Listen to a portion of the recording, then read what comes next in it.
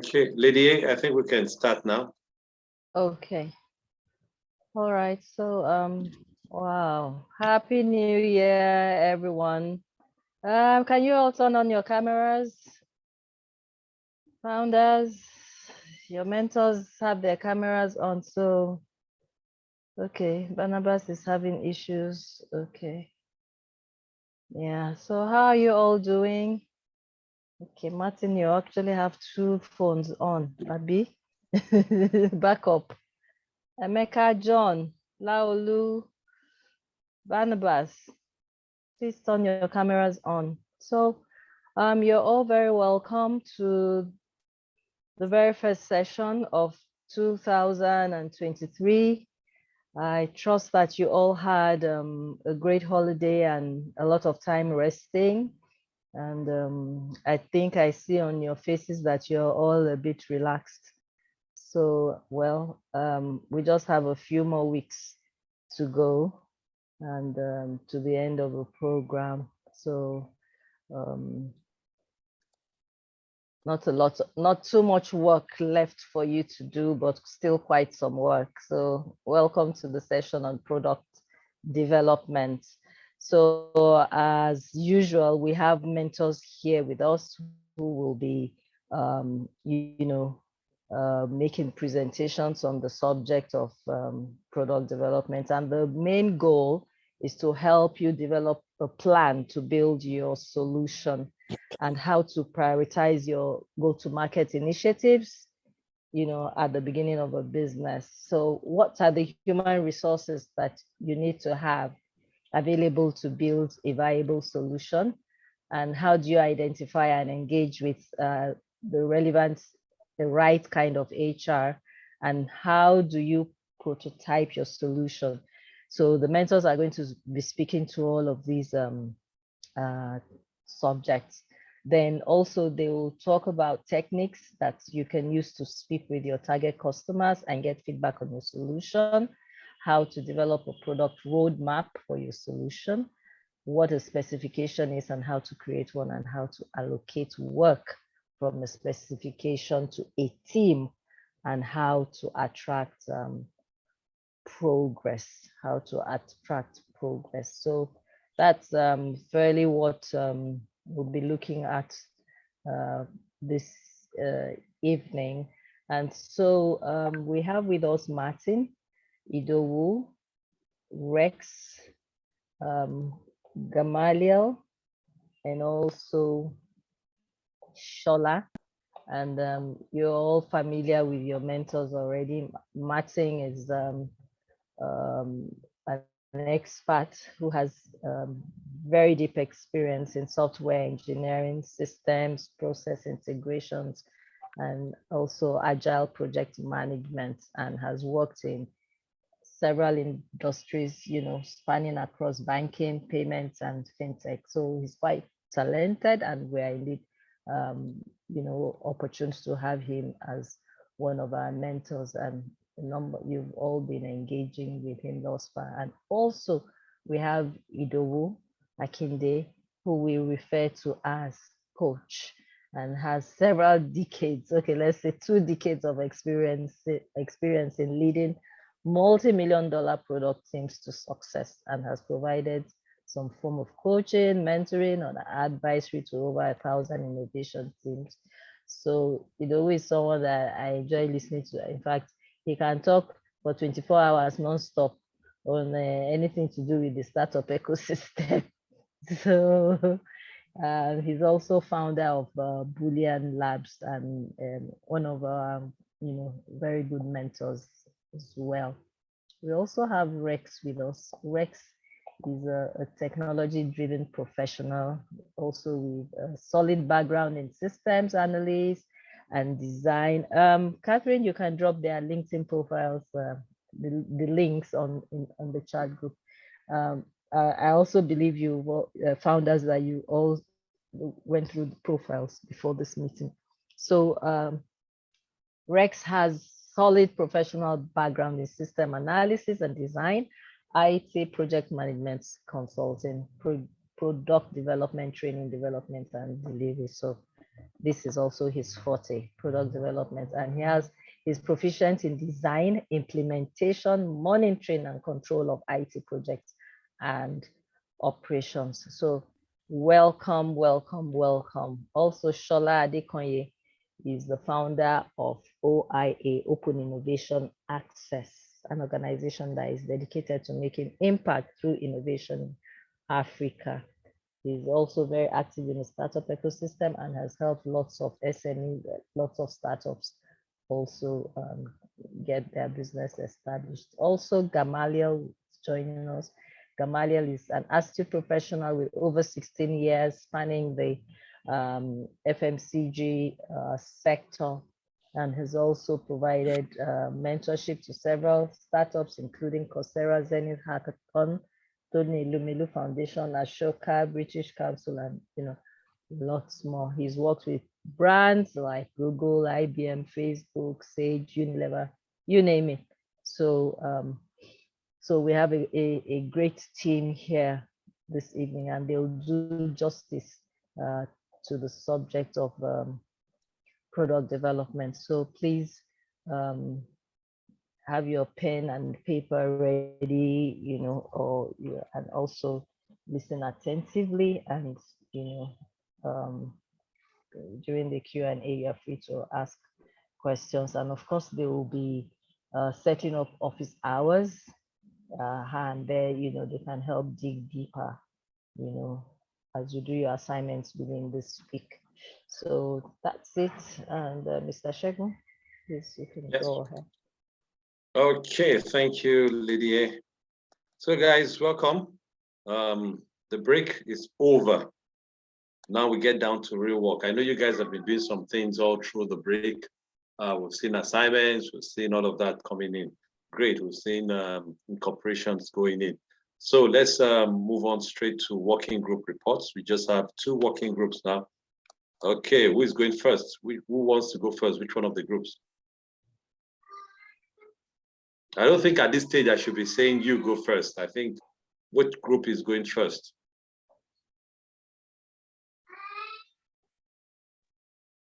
Hi, okay. I'll go first. Sorry, I was just fiddling with the unmute button. Okay. Okay, so over the break, we had a few meetings. The most important thing, the agenda was incorporation, and there were, out of 5 of us, there were 3 of us were not incorporated. However, 1 got incorporated in the US, and the other 2 have started and they're almost completed. Both, I think one of them had the name rejected the first time, so they had to reapply. So I believe in the next 1 to 2 weeks, they will be fully incorporated. They're working closely with the law firm to do that. Okay. Yes. So okay, continue. Okay, then I think 3 of us had office hours issues. So since that time, I'm one of them. I've done about 8 office hours. Abubakar Ghana has done about 7 or so, and Benle Oluwadara has done about 6. So if you can check the system to know if we are compliant, I'll be happy. Yeah, that's about it from us. Okay. So the registration was, who is having problems there?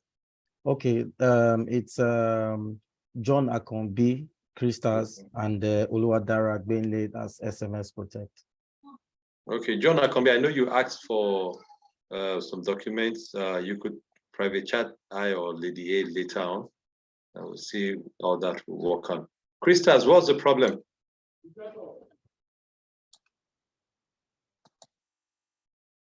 Sorry, SMS Protect, what's the problem? Yeah, good afternoon, everyone. So how are you? Our incorporation, fine, sir. So we already started the incorporation and our name was already approved, but the lawyer was not able to finish it because due to some downtimes in the CAC portal, so he wasn't able to complete the process. So that was why we haven't finished our incorporation. But he already started it, and he told us that our names are already approved and everything, all the information they've already been approved. So it's just for them to finish the whole process and give us our documents. Okay. Okay. Great one, explorers. Empowered. Empowered. There's no other group to report, just you guys. So let's hear you guys.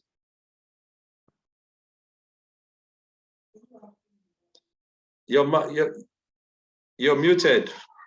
Oh, okay. Sorry about that.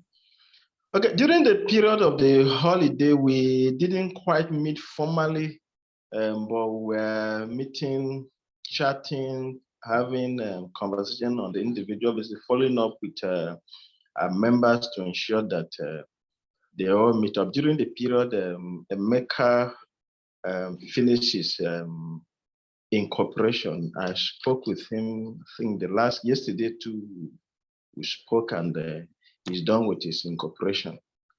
Some people will follow up with the assignment. I saw that 2 of our members had not started the assignment as at the last, was it 2 days ago? And I had to call, and they said they are going to get that.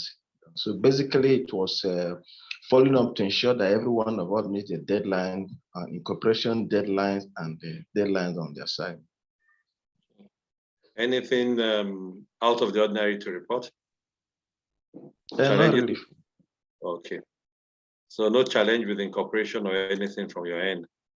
Yeah, Emeka has incorporated. I have not confirmed again with the Folabi, but I'm sure he also. Okay. Empower people, anybody with any specific thing he wants to come up with? Incorporation, nothing, no problem. Okay, so we'll move on. So I'm sure you guys will be having 4 of you do your 3-minute pitch. Are we all ready? For me, I have system issue. I don't know how I will get that done on the phone. That's why I couldn't join earlier. I had to join on my phone. But and you're supposed, in fact, I wanted to pick you out first.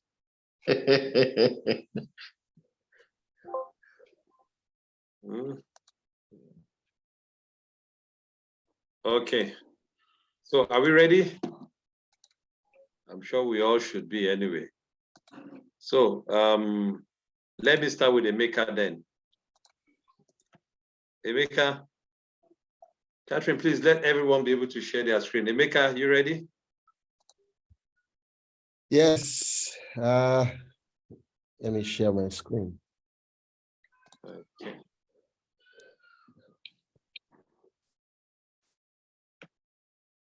So you have 3 minutes and your time starts now. Hold on, sir. Okay.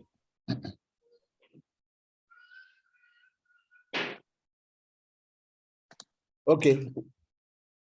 I'm ready. Okay.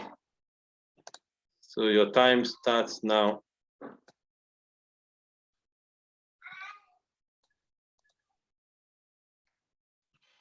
Are you there? Okay, I'm here. So there's a bit of a change from what you know Zutabai to be from the last time to now. Zutabai for now is a handshake between e-commerce and virtual reality. We, like you know, it's an e-commerce platform. And before now, we're actually trying to pitch a delivery solution, but we decided to streamline to just the e-commerce and get that up and running. And we realized that part of the things that had actually affected a lot of the sales on the platform was lack of unique offerings, and the user experience was not so rich. Realized that the e-commerce side was flat and not engaging. Purchases were just based on 2D images, and the e-commerce product was always not actually gaining enough traction as it should. And the product experience was not so as entertaining as it is. So what we decided to do is to create an immersive shopping experience with virtual stores that feels like a physical store. and provide a 3D visualization that helps people buy better in their store. We currently have 500 sellers, and we're incorporating a virtual reality experience onto the store. And so we will be partnering with a delivery aggregator who will provide a point-to-point and last-mile delivery services to us, while we serve 30 million Nigerians who are in the digital space. So this is a sample of how the virtual store will look like. So you can walk in and just have an experience of choosing different products, or you can actually have the default standard. And then we'll be incorporating a lot of AI to make buying an interesting experience. You select the product, add it to your cart, and then select the one delivery company that we're integrating who would aggregate all other delivery companies. And you can track your product as it's being delivered. With the current thing we're doing, we would not make any so much traction. But with this delivery add-on and all of this virtual reality, we're hoping that in the next 12 months, would have struck 150,000 transactions and probably sold 750,000 products. And we're focusing on sellers as our go-to-market, and we're using these 10 different acquisition models to acquire all our customers. And by the time we're done, by the end of the year, we're targeting to make $1 million on commission on sales. And afterwards, looking forward to start getting subscriptions and making money out of that. It's a $7.86 billion market in Nigeria. We're trying to take $2 billion out of it. These are our competitors, and with our virtual reality and all other services we're providing, we hope to take this market. We have a team of... Thank you. Thank you, thank you, thank you. Thank you for that. Okay, so we're taking feedback. Let's take feedback from Martins and Ido. Martins and Ido. Martins could go first, then Ido. Thanks. Hi, can you hear me? Yes, we can. Okay, so it seems quite impressive, but I'm not exactly very impressed, and I'll say why. I don't think that at most, and I'm saying this from a point of making impact in the market. E-commerce will at best will always be e-commerce. Even if you bring Michael Jackson to dance on the screen, the goal at the end of the day is to sell products. What makes people buy products is availability of products, and then they have the money to purchase products. So the same product I can buy from a WhatsApp status, or I can buy from an Instagram page, is the same thing you would list with a virtual reality. So for me, what I would suggest is, it's beautiful, it's nice, you can try it.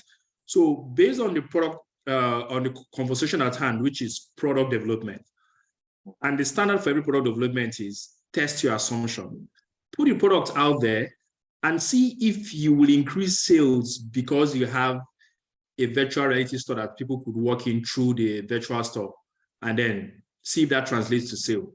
But always remember what the goal is. The goal is to get people to come to your site and they buy product. And look, I use an example of this. GTB has one of the worst internet banking experience you will ever, imagine. But people still transact with it because it gets them to do the basic thing, which is to move money from one bank to the other. Look at all of the other internet banking the other banks have, Standard Chartered, Stanbic IBTC. It's prettier than what GTB has. GTB still uses web form for their website. But you see how much they're processing through that transaction because it's just basically it works. So I do understand that the focus is on building product, but also remember at the end of the day, you're trying to do a business and solve a problem. What problem is the virtual reality actually solving in the e-commerce space? That the e-commerce is a $7 billion market in Nigeria. Why is this very untapped? And in some of the sessions we've had, and we've discussed why. There's low trust and there's unavailability of funds for people to shop. So in building nice stuff, focus on solving the main problem. That's the feedback I would give. Never forget that. But even after you have built nice stuff, put it out there in the market, test your assumptions and see what becomes of it. However, it's a great thing you guys are doing. At least you're thinking about it. You'll keep refining it as you go. And I believe in the end, you will succeed with it. Thanks. Thank you, Martin. ID. Okay, hi, can you hear me? Seems my internet. Yes, we can. All right, awesome. Hi, Emeka. So I'm really just going to sound like I'm echoing Martin, but he had pretty much the same range of feedback that I have. However, I'll just emphasize a few aspects of his comment. One, I actually like the out-of-the-box thinking that has produced this VR thing, okay? But I will put it differently and say, instead of asserting that VR is the killer feature that will make Zutabai the next billion-dollar company out of Africa, instead of asserting, why not run it as an experiment or approach it as an experiment and ask yourself the question, which segment of my customer base is absolutely frustrated and has no recourse to a solution, that this virtual reality is the solution to their frustration. If you frame the question that way, then perhaps you will ultimately be able to justify dropping it or keeping it, regardless of what myself or Martin or anybody else tells you, because ultimately the customers are the single source of truth. So if you can find a segment of your customer base that you can determine either through surveys or through personal interviews or through remote questionnaires or whatever method it is, if you can find a way to validate or confirm that there is a segment of your customer base that if they don't have VR as a component of your solution, they will continue to be frustrated, they will continue to be unserved and untapped, but they are literally waiting and dreaming of a VR solution and they are ready to pay for it, then you have the answer to all of these questions that we're asking you. So I would just like to frame it like that, that's number one. Number two, I would like to question your assumptions around, did I see $1 million in 12 months? I'd like to just see what that, yes, this is $1 million, I think in 12 months. I mean, that sounds like an ambitious goal, and I'm not saying it's impossible, but I would like to see a month 1, month 2, month 3, month 4, up to all the way to month 5, all the way to month 12. I'm just curious, obviously that's a question for officers, but I'm just curious to know how somebody intends to generate $1 million in 12 months, So the third point was on your competition slide. I think that you should be a bit humble. The people you've mentioned, Jumia, Konga, Alibaba, Amazon, I need no introduction. And so you know that they deserve some respect. If there is anything that you are claiming to bring to the party that they have not brought to the party, this is not to say that you are not smart enough to see something that they missed, but mix that smartness with just a sense of awareness, self-awareness. Is it possible that these guys have been in this industry, they've raised millions of dollars, they've deployed millions of dollars, they've burnt cash? Is it possible there is a reason why they're not paying attention to that? Okay, so just, those are my 3 comments. Thank you very much. Thank you, ID. Sorry, Shegun, when ID was speaking, something came to mind, and I'll just say this in respect to every other person. Okay. You want to be careful to not build your company based on a feature. So let's assume that VR is something that makes transactions scale. What do you understand the amount of resources Alibaba, Kong, and the rest of them have? They'll just switch it on tomorrow as a feature. And that's everything that you're banking your entire strategy on disappears. So, and it goes for everybody. Do not build a company around a feature. Anybody can switch it on and off tomorrow. And we have seen it happen. What do you call these guys? The guys that do the funny picture that give everybody filter. What do you call that app? So please remind me. That you can put ears. Gone AI. Snapchat. Yes, the Snapchat. Snapchat built an entire company on a feature. And the next thing, what Zuckerberg did, he switched it on. Even the disappearing status that takes 24 hours. And the market share they were hoping to get, they couldn't retain it. So please think deeper about that. And about $1 million a year, except you're planning to sell boats, but put some thoughts into it. Let's say it's possible. Anyway. Yeah, sure, you can continue. Okay, thank you. Thank you, guys. Nice one there. Okay, so next mentor, next founder, Lawrence. Lawrence Atta, get your slide up. Did I see Lawrence in the house? I thought I saw Lawrence in the house.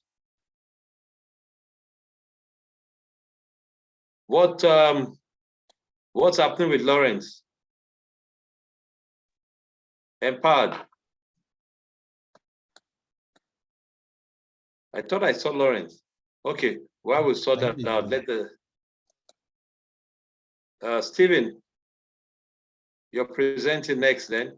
Stephen. Are you ready? You have to be.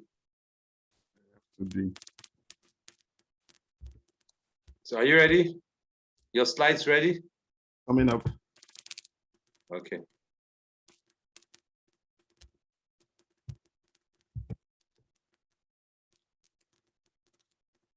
Can you see my slide? It's coming up, don't worry. Okay, we see it now. Are you ready? Yeah, I'm sorry, I'm a bit very, very tired, so I might sound a little bit slow. Don't worry, we all are. You have 3 minutes to sound very good. So your time starts now. Okay, so my company, the Work Academy, is developing highly skilled tech talent. And we are doing this as a company of unemployment issues in Nigeria and Africa. The population is growing rapidly, and we've seen that the schools are not making any effort in giving these people employable skills. And what we are doing is bringing everything in place in terms of knowledge transfer. The Work Academy is a talent development platform, and it's in one place. To enable us to create a pipeline between what we do and the industry, so that people who go to the industry will not have to do much of retraining again of their employees, of these trainees, and they will give them real life work skills. And to do this, we are doing this in this range of, we give them project-based learning, and then we also move them to collaborative learning.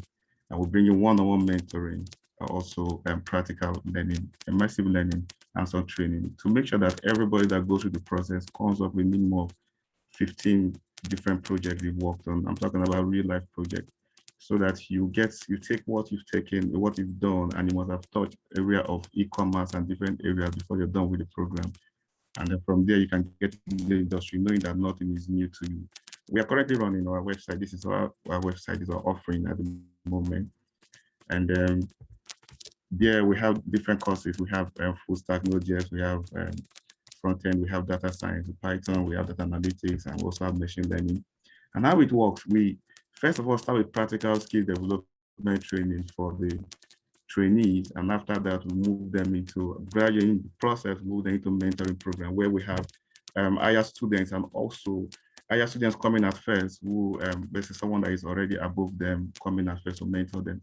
And once that period is over in basic project, then we have skilled professionals who are already working in different companies now coming to mentoring them. During that period, we also bring them into peering, which is we bring them together to work together to understand what they need to work as a team, and then build them from that point on to become real talents. Now, mentors are usually rewarded through a percentage splitting for students monthly. Of course, when students are paying monthly, when students pay a certain percentage given to mentors, so that they too are rewarded based on what they are doing. We have the traction here is a bit outdated because currently have more traction than this now. We are starting a whole new batch again this January, so the traction is over 600, almost 700 now for the interested persons, and we've enrolled more persons, and also graduated some persons during December period. So this, and then the figures here too are quite higher than this now. So we are currently running classroom-based training and the remote training process. So, but the next phase of this, we're bringing a self-training, online training model, so that we have the. So your time ends now. Thank you. The time ends now. Okay, so let's take feedback from Gamelia and Rex. Gamelia and Rex. Okay, good evening, everyone. Can you all hear me? Yes, we can. Okay, good evening and happy new year to you, Shagun. Yeah, happy New Year, good evening. So I listened to your presentation, good one.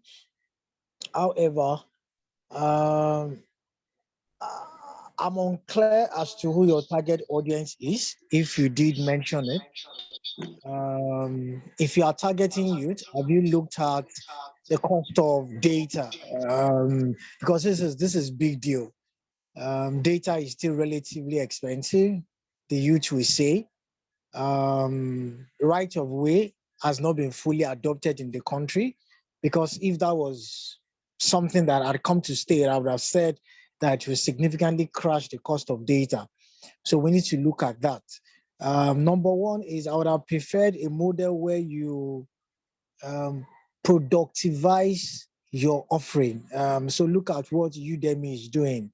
Udemy offers all of these things at a model that is self-paced and you can pick it up, because people are doing several things at the same time. I'm sure your target market are millennials, Gen Zs, etc., etc. So you need to look at that model to see where they can take it in bits and sizes and on. I remember you saying something about a model for mentors where you do revenue sharing or share thing. I don't know how you want to do that. So I want to respectfully say that something has worked somewhere is not proof that it's going to work here. Nigeria, even though COVID has gone, we are still a the whole idea of having to do internet doesn't work in Nigeria, and that is why, because we are largely an informal sector, we are largely informal driven. So you need to look at your model very well. I didn't look at your revenue, your cost streams. What are your cost elements? You didn't talk about your numbers. Maybe it was because of the timing. What numbers are you looking at? When do you look at breaking even? And like the previous mentors mentioned concerning competitors, I know at least 2 or 3. I can't remember them. There's this guy in Ilorin who Audacity is doing something similar to what you're doing. I've forgotten his name. I've forgotten his name. If I remember, I'll drop it into the chat box. He's doing what you're doing. So what is your unique selling proposition? What makes you? Sorry? ULesson. Fantastic. ULesson is doing what you're doing. So what makes you stand out? Why would I leave ULesson and come to you? But by and large, what you're doing is specialized training. There's a need to develop talent in the area of front end this, that end this. I mean, I am part of a tech startup. We're having issues with front desk, so that might be a feeder. So you can let him work like an artisan model. Right now, the construction sector in Nigeria has been overtaken by artisans from neighboring countries, because Nigerians, I'm sorry, we don't want to do the hard work. So these guys have come in from Cotonou, from Benin Republic, and they are all the plumbers, they are doing all the stuff. But because of culture, Nigerians have started teaching them how to cut corners, as it's where I know of someone who has built a website and has brought everybody on this website such that he gets a commission on what they do. So maybe you can also adopt that model. I know that CCO has something similar to what you're doing. So the question is, why are you different and how are you different? Because until we're able to get that differentiating factor, standing out will be tough. I know that the business terrain is getting tougher and tougher. So it's not just enough to think about the idea. We must drill down to the why. And like Simon Sinek says, starts with why. Why will people come for you? For me, I've not seen that compelling why. And if I've not seen it, it's going to be difficult to sell it, because of course people want to ensure that there is a compelling reason why they should buy. But let's give it a try. You never can tell. The market is stratified, so you might just appeal to a certain strata of the market that is looking for this. accept my best wishes in advance. Thank you. Thank you. Rex, your next feedback for him. Yeah, thank you very much. Just like the last speaker said, yet to understand who the target audience is. The training market, you need to understand the way the training market works. If you say you want to solve the problem of unemployment, and from what I see in your go-to market or what you do at the moment, you only target people in the tech market or in the tech industry. Okay, and I don't think you need to understand the percentage of our youths that operate in that space. So if you say you want to solve problem of unemployment based on what you said in your presentation, then I begin to ask if this really solved that problem. If I study Yoruba literature, for example, and I don't have job, I don't have work, how does this solve that problem? Okay, if I study linguistics, how does this solve that problem? So what are you bringing in that is different from what other people are doing? I look at what you put out there in terms of your business model. You're looking at hybrid.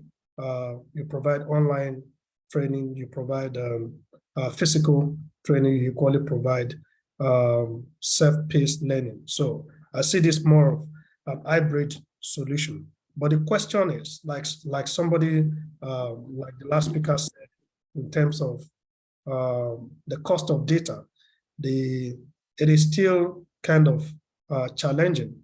So maybe you want to start thinking about working with local governments, state governments to sponsor some students, okay, on this platform. You may need to think beyond having an individual coming in, working in terms of classroom training or signing up. You need organizations to be able to make subscription for some group of people, okay, or people that may want to do some form of empowerment, okay, they can decide to buy, like they can pay for voucher for say 100 people, okay, which is what somehow government is doing that with the likes of Microsoft, with the likes of Coursera, okay, if you follow NIDA closely what they are doing, okay, and even with the blockchain training that they're doing. So you have some existing platforms that offer some courses, okay? So what you are doing will help in the area of saying, promoting indigenous technology, and it can help in convincing the government or convincing some stakeholders rather than looking outside the country that you have this solution to offer in-house. However, we need to, you need to rework this whole thing to be able to identify the real people you want to approach, okay? And if,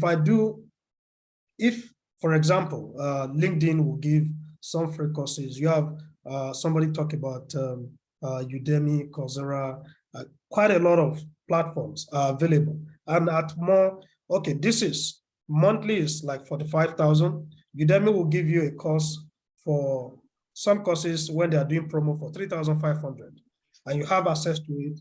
Anytime you sign up, you can always, so these are your big competitors, and you need to really see how you solve that problem. The other thing that I will talk about in terms of your presentation so far as a wrap up is that you may need to again revisit our unemployment market. You need to understand the segments and know where you want to fit in, okay, and how you can solve some of this problem. And if you want to focus on the tech, you want to focus on the tech skills.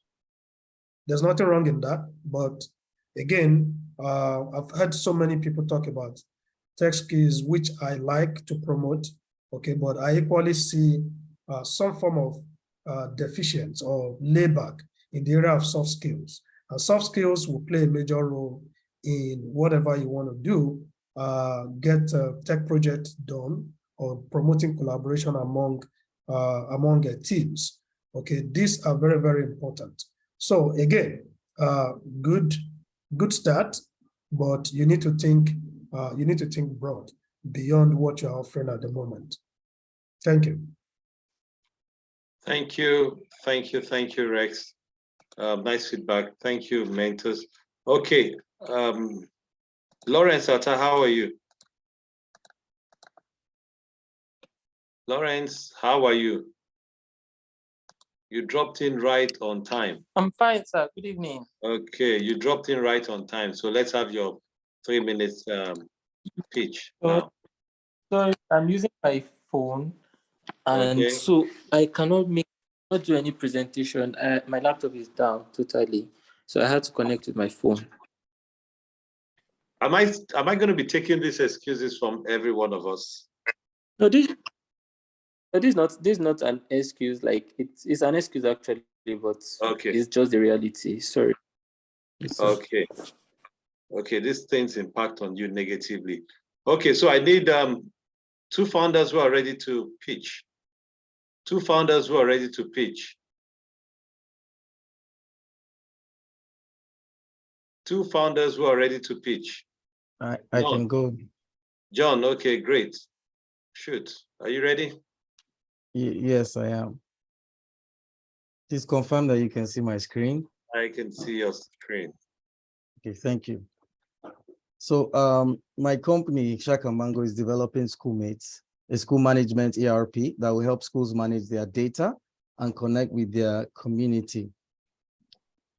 Over 90% of schools in Nigeria suffer from poor data management. There's so much data, so many activities, and so many users to manage. Instead of managing these manually or using multiple software, why not just use one? Not only should they manage every resource on one platform, but they should also be able to connect with their students, parents, and even alumni, all from the same system. And that's why we're building an integrated ERP software system that will help provide every tool that a school needs to manage their business, be it a school of 10 students or a school of 10,000 students. The school owner can allocate resources, admin can manage student records, teachers can deliver their courses and exams online, students can pay their school fees, and alumni can stay connected with their alma mater, all on one platform.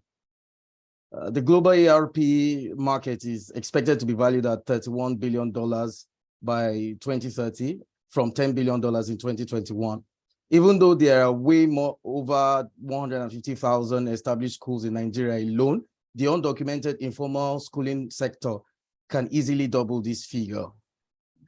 Our business model is simple. The school pays a monthly subscription to use our software.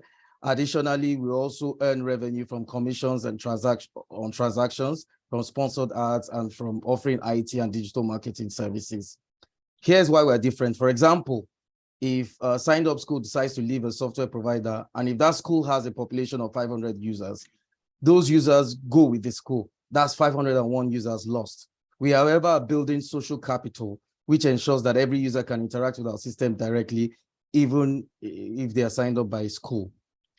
Our go-to-market strategies, we're partnering with relevant associations in the market to give us a high penetration and adoption rate so that we can dominate the market nationally.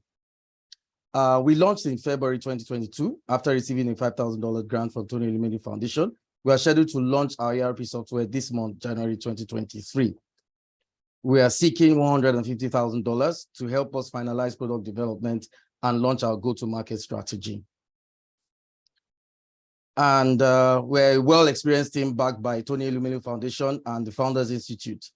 With a team of industry experts, advisors, we believe we can win. Thank you. Okay, thank you. Right on time. Shola, how are you, sir? We should have feedback from Shola and ID. Shola and ID, please give us feedback. Shola, you go first. All right, sir. How are you doing, sir? Happy New Year to you. Happy New Year, sir. Yeah, I want to apologize. I'm having audio issues, so I'm logged in 2 places. So I'm talking from one. I'm looking at you from one. Okay. But we'll make it work. John, it's good to see you again, and Happy New Year to you. I like the idea.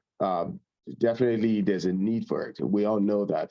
At OIA here, even though we're based out here, every time we talk to people and want to do any type of research about Nigeria, you can't find anything, right? So you are bringing some type of solution that will bring a whole big insight. I think what you're doing is beyond just the ERP. You're going to bring some insight and you're also going to establish markets for Nigeria. That's the way I look at it, because I look beyond just the ERP, the capability and the enablement of what you're doing, or what you were doing. What it will enable is providing insights that will draw more investment, draw more attention on Nigeria. And I think it's a fantastic idea.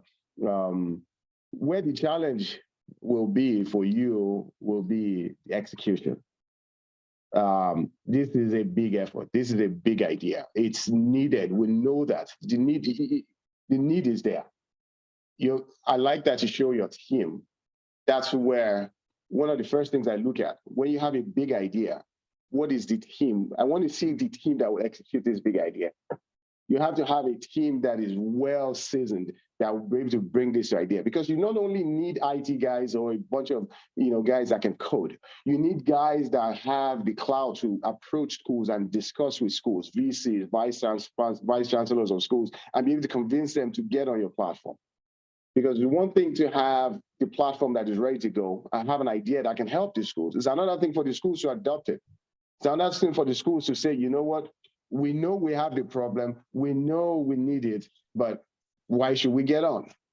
And I mentioned to you one of the things that someone told me as well. So I think that's where you would need to. So I think you have the right team. You have project manager. You have experience in many different areas. And I think as you continue to, maybe you need to expand the team, because this is a big effort. You're talking many schools. I mean, you're going to have to approach UI, University of Ife. You're going to have to approach big schools. You're going to have to approach small schools. There are many schools, polytechnics, you're going to approach many schools. So you need to be able to have a bandwidth, the team that can execute that. I think that's one thing I just want to bring to the idea. I have no issues with the idea. I think the idea is solid enough to where I'm not even going to care too much about the feasibility studies or the market customer development that you're doing. It is needed. We know that. I have personally tried to do research over the last 6 years about Nigeria. You can find zero information about any demographics. So many times I have to send people boots on ground to walk around and be finding all this information for us. So I know there's a need for it. The team that will execute it is very important. Also, I think you're going to need more than 150,000. I think it's going to be a joke to say you need 150,000. What you're trying to do here is a big effort. First of all, you're going to need to get people on payroll that will go and be dedicated to schools or to regions to be executing this platform or implement them for schools. You're going to need to get school record, which is going to be so manual in archives that are so like storage archives, that are going to bring those files, scan them, get them onto your platform. There are good ways to scan now. I know you can literally just take a scanner, scan text off of a book, and it will store. Yes, there are more, there are advanced ways to scan now, but you still need humans to do that. How are you going to be able to pay? What is your payroll going to look like? I mean, this is a big effort. We're talking, for you to capture Lagos alone, it might take months. Now we talk about Western Nigeria, we're talking about Eastern Nigeria, we're not even talking about North, So the money, the team, I don't think it's even near that. I get that, you need that just to, I think what you probably need to do is to state that, well, you need this money, first of all, to get you, it's a phased approach that you're going to go with. You need this 150K to first get you to this first phase of the implementation. Let people know that, so that they know that there's more coming, and then they can decide that, okay, well, this guy is not being trickery in any way. He knows what he's talking about. He's not unaware of the extent of this project. So let's invest in it, because that first phase, I think, will get him further, to other phases. So I think that's how you need to state that idea, that funding request. But overall, I think I like it. I like the idea. I like that you're trying to solve such a big problem. I just think it's such a big problem.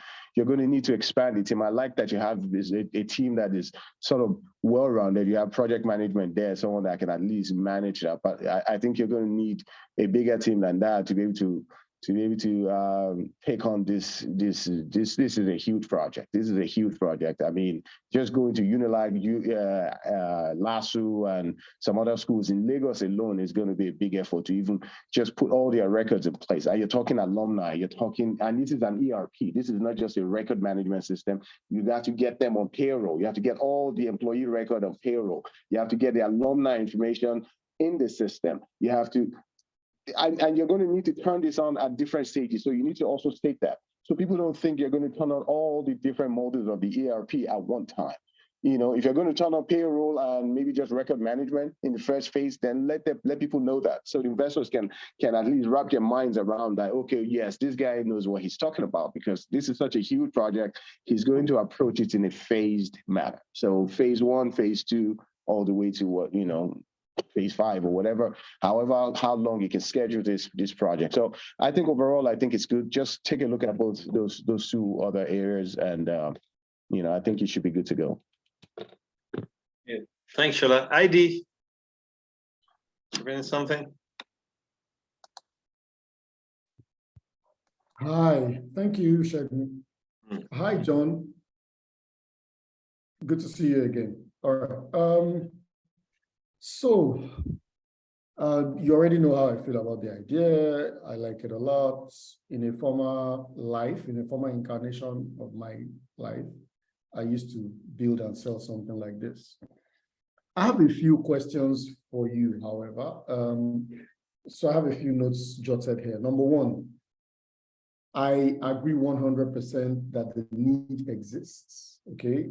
Is there a need for an all-in-one low cost, well, not low cost, but low adoption hurdle, low barrier to adoption solution? Is there a need for a solution that has a very, very low barrier to adoption for the people who are currently suffering, especially in schools all over the country from lack of proper information management?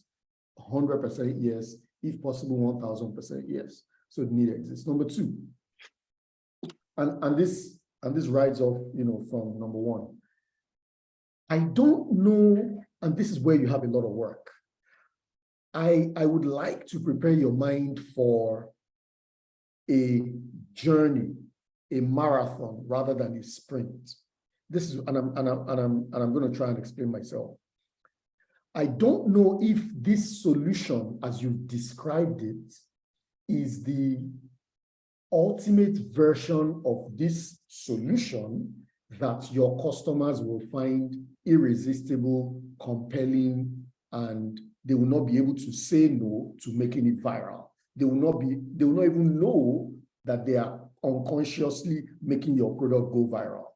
Is it this version? I don't know. Okay, so part of it may be based on intuition, like I said, you know, my previous incarnation, I don't know, okay? But I think that the answer to that question will come from really, really, really hacking the minds of your customers. I remember seeing one of your slides, I think it was about $49 per month.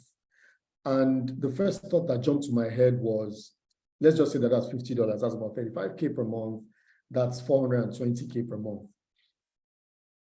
Do you know, so if you were to rank all schools in Nigeria, let's even say all secondary schools, and leave out all the rest for now. If you were to rank all primary and secondary schools in Nigeria by ability to afford, right?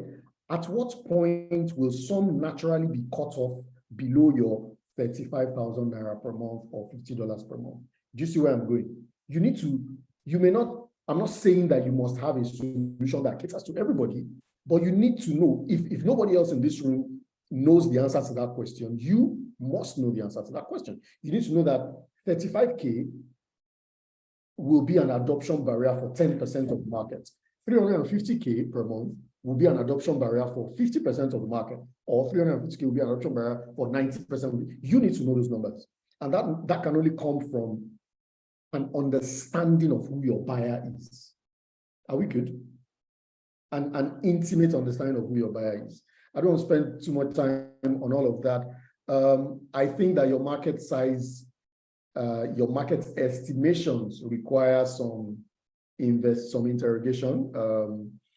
$31 billion, first of all, I think that's a large figure. And when figures get large, I kind of lose, they lose authenticity to me. It really doesn't mean anything to me. $31 billion, you know. But that's number one. Number two, worldwide. I would say if you are building a product out of Nigeria, now don't let me be the doomsday prophet in your business. But if you are building a product out of Nigeria, be ready to conquer all of the challenges in Nigeria and Africa first before you start to sell to the rest of the world. So just keep that in mind. And finally, my final point.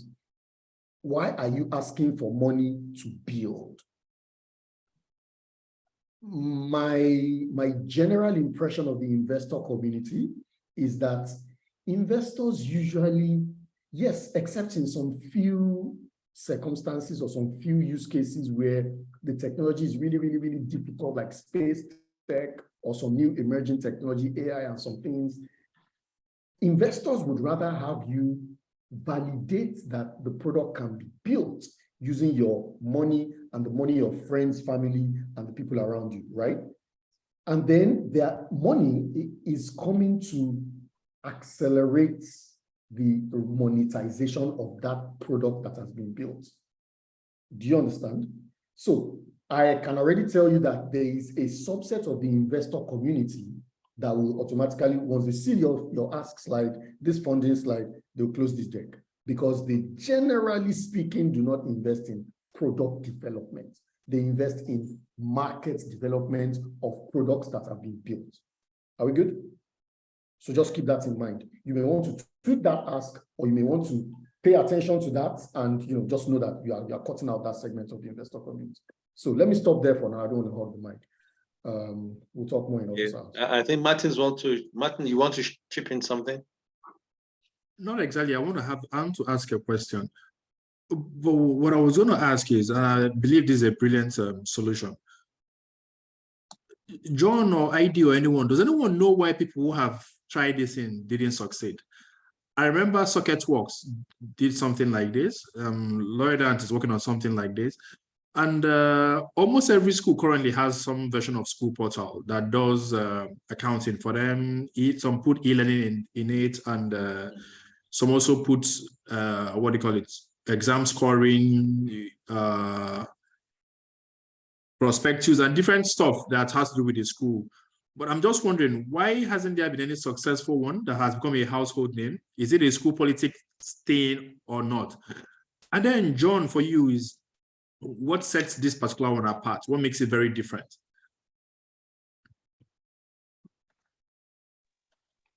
Can I make an attempt at answering that question? That's such a big question and fantastic question. Okay.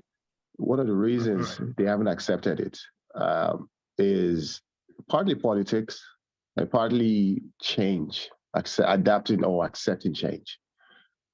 Schools want to know why you're bringing a new solution to them and why they should get on. Now, that is not just a question, a literal question. There's more to that question than just on the surface. Why do you want me to bring all of my record on your platform? You tell me why. Is there some benefit for me? And I'll say this here. Many years ago, we built some type of solution. We brought it to Nigeria. We came to Lagos. We spoke to someone one director in Lagos, just for confidentiality reasons. And she was going to help us get into the Ministry of Education to get into schools in just Lagos now. The first question she asked me, she loved the idea, everything was good. The question she asked me, what's the need for me? That was the question. And he died right there. What's the need for me? So if you can't answer the question, that's why I was telling John, just to sort of disguise that, you need a team, you need some sort of, you're going to need some sort of like sponsor of this project. You might need someone in politics, someone at that level that will go and work some things behind the scenes for you. That's why it hasn't worked out yet. The schools know they need this thing. The VCs and the bureaucracy in the schools, they know, all the administration know. There's still a lot of record management, manual record management in folders, manila folders that are still being archived in those metal storage units to prevent them from fire. Why not put them online? Well, they know they need that, but they wouldn't get on that because there's more that goes on, behind the scenes that in negotiation that meets the eye. So it's not just I have the solution, I'm bringing a solution to you.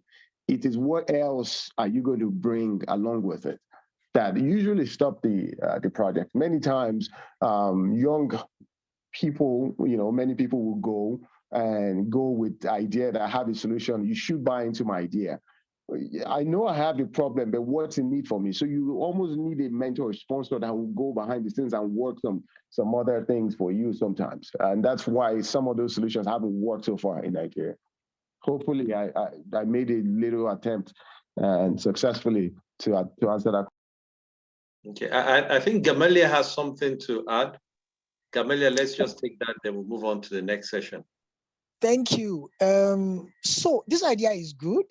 But like the last speaker said, I needed to make it more attractive to schools. PressPay is doing not something similar, but the adoption model we are doing is to talk to schools.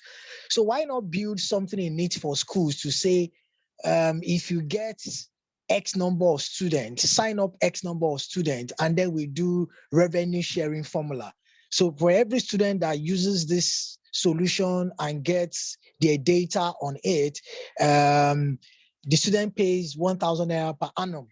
The school gets 500, then you give us 500. It looks more attractive.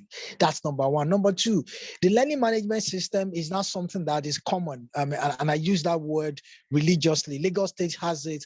Some Osun State did it under Rauf Aregbesola, looking at the Okwoimo and all of that. So I know Lagos State has it. It's very robust in Lagos State. Delta State has it, and some other states. So you might need to walk through some of these Parents Association alumni. But I can tell you free of charge, this is Nigeria, and it is what it is. They were going to ask you what is the need for them. And if you cannot give them numbers, even it's not even numbers, your sponsors must be someone who's got the eyes or the ears of the VC. And why are you not so certain that even the VC has vested interest? So you are going to fight demons in pushing this. It is good. I mean, getting a transcript to Nigeria is easier for a camel to pass through the eye of a needle than to get your transcript. But these schools are not even embracing technology. They are still analog. Some of these schools, emails are not working, websites are not working, and they get ridiculous funds from TED Fund every year. What are they plowing into? So they're going to fight with system. There are going to be systemic issues to deal with first as you go on. So like someone said again, you are in for a marathon. We are in for a marathon, not a sprint. So take it easy, one step at a time. And I hope that the money you are requesting for is not to build, because this thing is likely going to go through a lot of iteration. How are we sure that the money is not for the first leg of iteration? Maybe perhaps I'm going to have the 7th or the 8th iteration. But let's see how it goes. Accept my best wishes. Thanks. Sorry, Shegu, sorry, I have to say something on this. And let me explain why I asked this question. As far back as 2002, SocketWorks had started this concept of school portals. So the primary reason I asked this question, and like ID said, he has also tried. Many people have tried this school portal business. And there was a time vice chancellors were asking for accommodation and houses. People built them, Oceanic Bank did, and then they adopted school portals. And as this VC is leaving, the next VC is coming with his own people to do school portal. Somebody mentioned what is the need for them. There's always been something in need for the VCs or whoever makes the decision. There's something they call technology charge also. Some people paid, some use scratch card at the time. At the end of the day, do some reconciliation, they give money to the VCs. But the reason I ask this question is, I know you need money to build these products. I know it's a brilliant solution. If you are possible to check with everybody who has tried and failed at this to find out the real reason why it failed, and if there's anything that could be done differently that does not require software, maybe that needs to be done. So I would say perhaps good idea, be excited about it, but to think much, outside of the box, how this can scale, or if you should even be doing this in the first place. That's my last comment. Thanks. Okay, so I guess John gets the meat there. Lots of work to do outside building, advocacies, check out your revenue model and see how you can tweak it and get us all to have a share in this, probably will sail through. Thank you, mentors. Thank you, founders. We'll move on to the next session, which is the mentor presentations. So we'll have 5 mentors, and thank God we have all 5 mentors in the house. I'll be taking presentations from each person, starting with Martin, then Idowu, then Rex, then Gamalia, and then we end with Shola. Coincidentally, Shola came in last, so we'll end with Shola. So Martin, I repeat, Martin, Idowu, Rex, Gamalia, and Shola. So founders, please put your notepads on. And Rex wanted to chip in something. Maybe you will chip in when you want to present. I will be timing the mentors, of course. But please, mentors, we were hoping you guys would do 5 minutes per presentation. So Martin, are you ready? If you have slides, you can share. If not, we'll wait. I didn't prepare any slide, but I just want to my presentation will partly be a story. And it's a story that will just touch 1 or 2, 3 lessons, which I've always mentioned to the guys that I've had sessions with. Quickly introduce myself. I'm Bono Martin, Regional Director with MFS Africa. MFS Africa operates the largest mobile payments aggregator on the continent. And the reason I'm making this introduction is that I'm not a founder myself. I have immense respect for the guys who have founded. But I do have skin in the game, like I always say. I have worked with the founders from day one up until the point where we've built out we've raised $200 million and with a good valuation. So the point that I want to make is about product development. And those who have joined my session is I have made it product development and platform strategies. I realize a lot of guys are building platform. And when you build platform, there are strategies to scaling platform. There are things to be considered in platform, development. Some of those things I'm going to mention is that when you build platforms, you need to figure out what's the value of interaction on that platform. What's the value of exchange when people sign up? Take, for example, that of LinkedIn is that somebody comes in, they're looking for a job or they're trying to recruit a talent. So the value of interaction is something that you need to pay attention to. Another thing you also need to pay attention to in designing your platform is also, there's always a currency on platforms. What keeps people engaged? When you use platform like Expedia, they will usually use a recommendation or a review. Expedia and TripAdvisor, they do that very well. When you use something like Twitter or Facebook, there's a like button. Those are the currencies that they reward the content creators for, so that you continue to create content. Then also, you must be able to create search. When people log onto the platform, what do they see? You're not going to bombard them with all of the information that the platform contains. You would have to create the experience. An example is when you go into a dating site. What they try to do is they look for men that they feel that their points are high and then show those to the most pretty women. They don't allow all the men on the platform reach the pretty women. What happens is that the women get fed up and then they leave.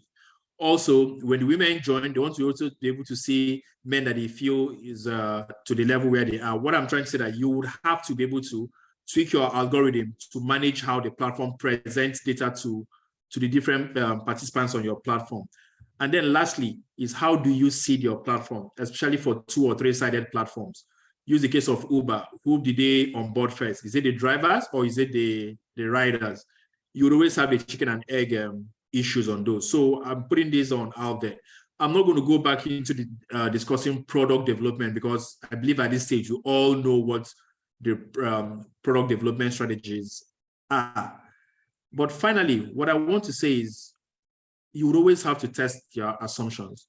Nothing I'm going to say here is new. These are things you have already read up. You've done your research before you started building. But I'm going to say a few things from what I've observed from the office hours. The product you are building is not to test your software development skills. You are trying to solve a problem.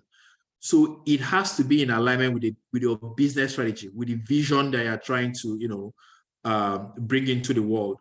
So there's a business you're trying to solve. So your product roadmap would always be in alignment with the business strategy. And it's from there you get into your design, and then you have specification. And should we discuss what specification is? We all know what specification is. We've discussed all of that before. And then lastly is that you have to test your assumption. Don't build something in isolation and assume everybody will take it. Test the assumption, take it to the market that way, and then see what happens. And I will always say this in every session is, don't bank on what people tell you. People would say one thing until you build it. When you build it, you find out that they're doing a different thing. So build it out there, build it, put it out there and see how people use it. So that you assume, but you have to take it out there so that you don't spend a lot of money building something that nobody would use. And finally, please always remember, 80% of your users, 80% of your users will use 10% of your features. What I'm saying is, no matter all the funky things that you build, people will only use the ones that solve their problem. I'm going to stop here and make rooms for the other mentors to speak. Thank you. Thank you, Martin.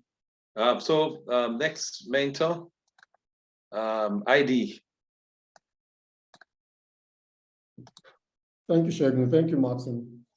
I will try to be as fast as possible. Share screen. Please give me some kind of signal when you see my screen.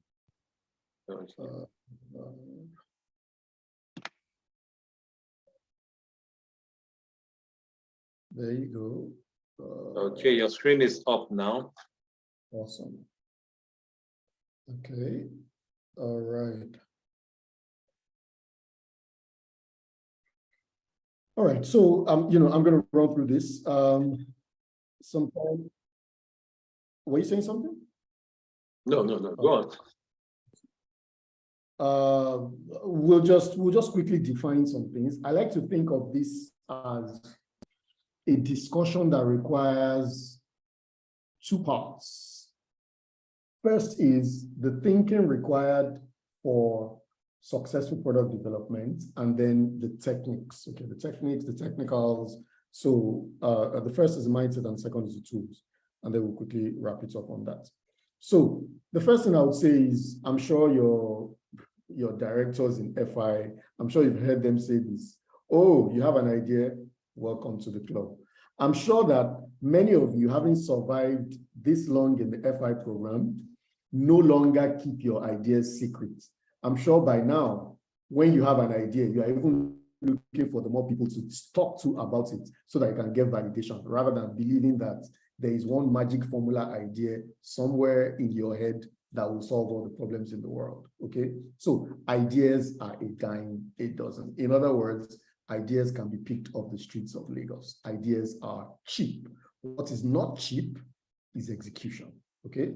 And we'll come to that. For execution, you need two things. You need the mindset and you need the tools. And we'll talk about that. Blah, blah, blah. Learning objectives, you already know that, know what that is. Everyone in this room today is trying to build something that when people mention it, it's a household name, okay? Something that people find compelling and irresistible. So this graphic will probably look familiar to all of you. I remember my first stint at business in 2007, maybe even, thereabout, 2007, thereabout. I remember I had, everything well detailed out, proper melancholy, everything planned out in my business plan. And it looked like I was going to have a smooth sailing on my bicycle with a rainbow at the end of the journey. Oh my God, nobody prepares you for this journey where you have to learn to ride a bicycle on top of rocks. You have to run from exploding bombs. You have to sometimes learn to build a boat with no prior training, and so on and so forth. Life just throws you curveballs. Welcome to the entrepreneurial journey. there's something about knowing who you are. And I am deliberately saying this point that I'm about to say now, before I say everything, so that whatever you hear from us mentors, you remember that ultimately you are the architect of your destiny. There is a very popular example of what Mr. Musk, the world's maybe not so favorite entrepreneur, did when he was about to launch SpaceX. So he wanted to launch SpaceX, and what was the core problem? What was the core value proposition of SpaceX? To be able to create reusable rockets that can go into space and come back, and you can use them again back and forth. Before SpaceX, this was not possible. NASA and all of the other space agencies did not even think it was possible. So Elon Musk, rightfully, I'm sure you would agree with him, recruits Buzz Aldrin. If I ask you who's Buzz Aldrin, many of you will know Neil Armstrong. Neil Armstrong was supposedly, by Western records, the first man on the moon. And Buzz Aldrin was on that flight with him, that space flight with him, so he was a co-pilot. So Buzz Aldrin, technically speaking, is the second man on the moon. Buzz Aldrin, by all intents and purposes, is an expert in space technology. So Elon went ahead and recruited him as an advisor on SpaceX and put him on the board and gave him some shares and said, guy, I need all your expertise. I need all your connections, all your insights. I need you to be an advisor for my company. And Buzz told Elon something and said, guy, this thing where you do, I am an expert. I have 25 years experience in space technology. I'm an expert in space technology. This thing is not going to be possible.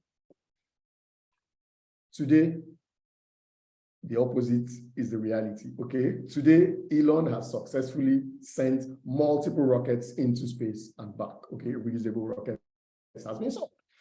So the point there is, can anybody tell you when you are looking into a mirror that you are a cat, a kitty cat, a pussy cat, a domestic cat? Can anybody tell you that you should not be seeing a lion? That answer, nobody can tell you what the answer to that question is, and that's the point of making this one, okay? So keep that in mind, and let's run quickly. Perhaps another very, very, very cogent point to realize under the mindset section is the concept of the growth mindset, okay? There is a natural weakness in all of us, okay? Especially just because of the educational system that we all went through. That educational system focused on rewarding a very minute subset of human competencies, okay? They call it IQ. Today, we know that there's adversity quotient, there's social quotient, there's all sorts of intelligences and competencies that human beings have. But our school system only rewards IQ. And so that system created two classes of people. People who have been rewarded for their early successes, and therefore those early successes set them up for default fear of what they are not familiar with. On one side, it also creates a group of people who, when they see certain subjects in adulthood, even though they can do those things very well, they instinctively remember the negative feedback that they got in childhood, and everybody just shut down. Now, the growth mindset says whatever section you belong to, you can learn. You can fail and you can gracefully pass through failure. Failure is not the end of the world, okay? We'll come back to that. I don't want to hog the mic, but just remember that the growth mindset is about gracefully handling failure. And now that's a great segue to talk about failure. Anybody who's worked with me, will probably say that the one thing that I like to talk about the most is failure. It's important to talk about this, and I think that after this slide, you understand the reason why I thought it was important. The problem with the word failure is that in English language, the word failure means two things, but we often do not distinguish which one we are talking about when we use that word to communicate to people. There is failure the event and failure the identity. So many times, a parent who has all the best intentions in the world for their child saw a child do badly at a subject and wanted to correct and encourage and chastise and, you know, just encourage that child to do better. They wanted to say, child, you failed. But they ended up saying, child, you are a failure. There are two different things, and they conjure two different mental images in the minds of the recipients. Failure, the event, is different from failure, the identity. Ladies and gentlemen, can I tell you the secret of every successful man, woman, or person on this planet? This is their secret. They know how to go from failure to failure to failure to failure to failure to failure, and then finally land on a success without becoming a failure in the process. This is the simple secret. We can go through everything, but essentially the ability to dust off the stigma and take the critical lessons that failure is giving you. At the end of the day, failure is just a report card. This is 100 level. 400 level is to help you realize that success is also just a report card, but we'll talk about that later, okay? Failure, remember, is just a data point on your journey of life. If you dust off the stigma and extract out the critical information that failure situation is telling you, okay, you will be able to pass through multiple failures until you finally land on your success. But you would have gone through multiple failure events, land on your success without ever becoming a failure identity. I will stop there for now so that we can move on. Cultivate a relationship with data. One of the things that you discover, especially in this part of the world, is that we have a culture that doesn't necessarily espouse or prioritize empiricism, that is, record keeping, referring back to records, or defaulting to records, you know, as the primary source for decision making. If you want to build a successful business, you have to learn to keep your emotions and your gut instincts in check and follow the data. Okay, that's what validation and empiricism and all of that is about. We'll come back to that. So that's the first part. The second part, you know, we've kind of talked about a couple of these before, the tools. Do you remember our second session, customer development, downfall dilemma? Okay, if you remember what that story was about, essentially everything we spoke about in that session was that, dear ladies and gentlemen, trying to build the next billion-dollar company, please, please, please validate your assumptions. That's the long and short of that story. That story says, even though we know that you have the world-class tools, you've been trained at Harvard, please put your Harvard tools in a cooler just for 5 minutes and go and talk to a customer, or go and find a way to extract the customer's worldview. How does a customer, to you, fuel scarcity is a problem. Maybe the customer that will pay you for fuel scarcity, that you think will pay you for fuel scarcity, does not think fuel scarcity is a problem. Okay, so that's that. And that's problem validation. You know, that's all of this slide. The second thing is solution validation. So you validate what the problem is. One of the feedback I gave earlier today was about, I think it was for John, the gentleman building the solution for schools, was about ensuring that, so sometimes we do very well with problem validation, but we struggle with solution validation because, and it's in all of us, right? We feel passionate, we feel loyal to our own efforts, you know, our own ideas. However, we need to get to the point where we can allow ourselves to listen to customers and have them tell us that, dear solution provider, this current version of this solution that you are giving, that you are proposing for me, I like it, but there's something about it. Can we do X, Y, Z? Can we change 1, 2, 3? Can we change A, B, C? Can we tweak X, Y, Z in such, and let's just see what that looks like. Now you keep on polling your customers until you find something that your customers will tell you, dear provider, where have you been all my life? Can you take my money right now? And you tell the customer, no, now I'm not going to be ready until 6 months, so I can't take your money. The customer says, no way, I want to give you money now. That's the holy grail. So that's the kind of feedback that you're looking for, okay? You can get that kind of feedback by building low-cost prototypes. In software terms, in modern software development terms, that's called a UI UX design.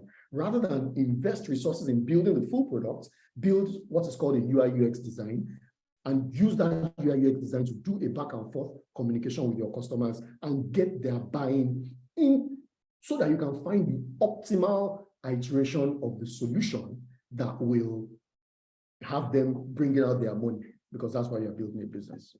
Number 3, market validation. I also spoke about somebody's estimation of the market and how sometimes when numbers get too big in market slides that I see a lot of, my brain just shuts down, because once you start talking too much, especially concerning money, it just sends the wrong signals. There are a couple of ways to, almost accurately estimate market sizes. There are 2 major techniques. There's one called the top down, and there's one called the bottom up. And we can discuss this in office hours or in the Q&A section after the presentation. So let me just keep this quickly, keep this as short as possible. And finally, you want to build your support structure. This will be my last, so you want to build your support structure, which is your team, okay? There is a story here about the chicken versus the pig. I won't tell that story because I'm mindful of time. When I'm done, I will ask Shegun if I still have a few minutes. If I can get 3 minutes, I will quickly tell that story, but most likely I won't. So let me just go. This slide is about setting up your support structure, building your team, your founding team, the considerations that go into your founding team, which are different from the considerations that go into your operating team, and which are different from conditions that go into your advisory team. All right. So work out finance. Well, you won't work it out, but you at least start to think about it. The general rule of thumb in the investment world, in the fundraising world, is that if you need money to finance your business today, it is already too late to start fundraising. So fundraising typically starts 6 to 9 months before the point where you will need the money. We'll talk about that later in details. And then building. Now, everybody, well, not everybody, but you build the agile way. You build in such a way that you develop a small subset of functionality, you test it, validate that it meets the customer's demand, and then build iteratively and additively until you have something that is meaningful. And then you iterate over and over again. And that pretty much is my presentation today. Thank you for tolerating my hallucinations. It's always a pleasure to share thoughts with you. I hope it was useful. Thank you very much. Thanks, ID. Thank you. Mentors, I hope you're taking notes and questions when that time comes. Rex, you're up next. Rex, you're up next.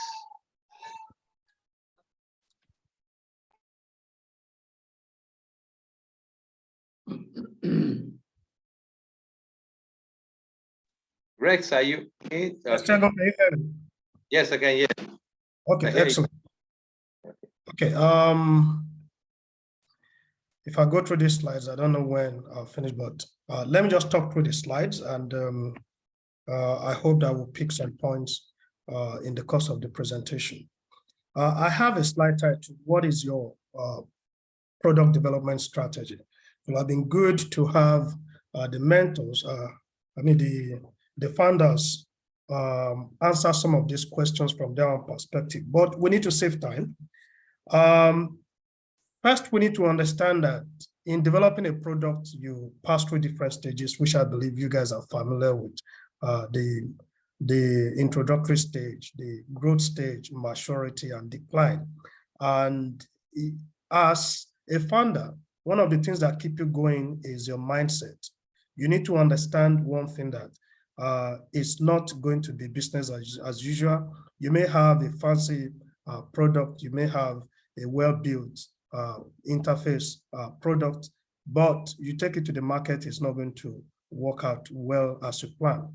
And this lead to some of the things that the mentors have talked about, like why do you think SocketWorks did not succeed in the product they took to SocketWorks, by the way, happens to be one of those organizations that start with developing portals for for different institutions? Or why will an organization like AfriHub that came up with the model of partnering with institutions such that instead of the institutions making use of the technology fee that students pay for acquiring technology skills or technology knowledge, why is it that they fail over time in making this a sustainable business model?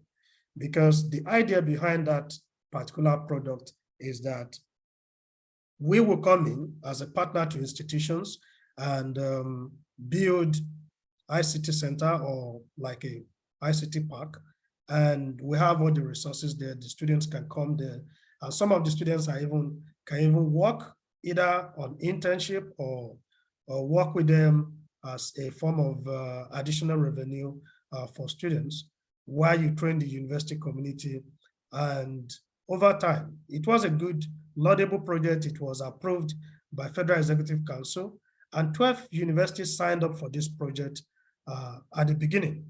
Okay, but over time, what happens? Today, you will not find that organization in any institution because of interest that some of us talked about, because of the fact that institutions equally feel that they now understand this business model and we can run it. So why do we need a technology partner or private sector to come into the arena? We can run it from having exhausted the partnership agreement that was put in place in the course of that project. So we need to understand that you can launch a product that gain traction and you win lots of customers and people key into it, which is more like what we call the fashion style. So something is in vogue, everybody is doing this, and you are pushing that product to the market. So you can be sure that a lot of people will key into it. But after a while, you start experiencing some form of a declination. So what keeps you going at that point in time as a founder is not how beautiful that product is. We've seen solutions that are not fantastic, but they've stand test of time. i5 at a point was raining, but i5 is no more in the space, okay? And you have other social media platforms that come into vogue. So what does this mean? It equally means that what is the mindset of you as the innovator, or you as the founder, okay? What is your self-efficacy level? Do you believe that when things go wrong, okay, that you can still push through? Do you believe that, are you good enough to understand the market dynamics, to know when to withdraw from pushing a product that has lived its time, okay, to continuously pushing it? At what point do you want to sell this product out? So these are some of the things that we need to understand, that in terms of product life cycle, you will have some products will come in form of style.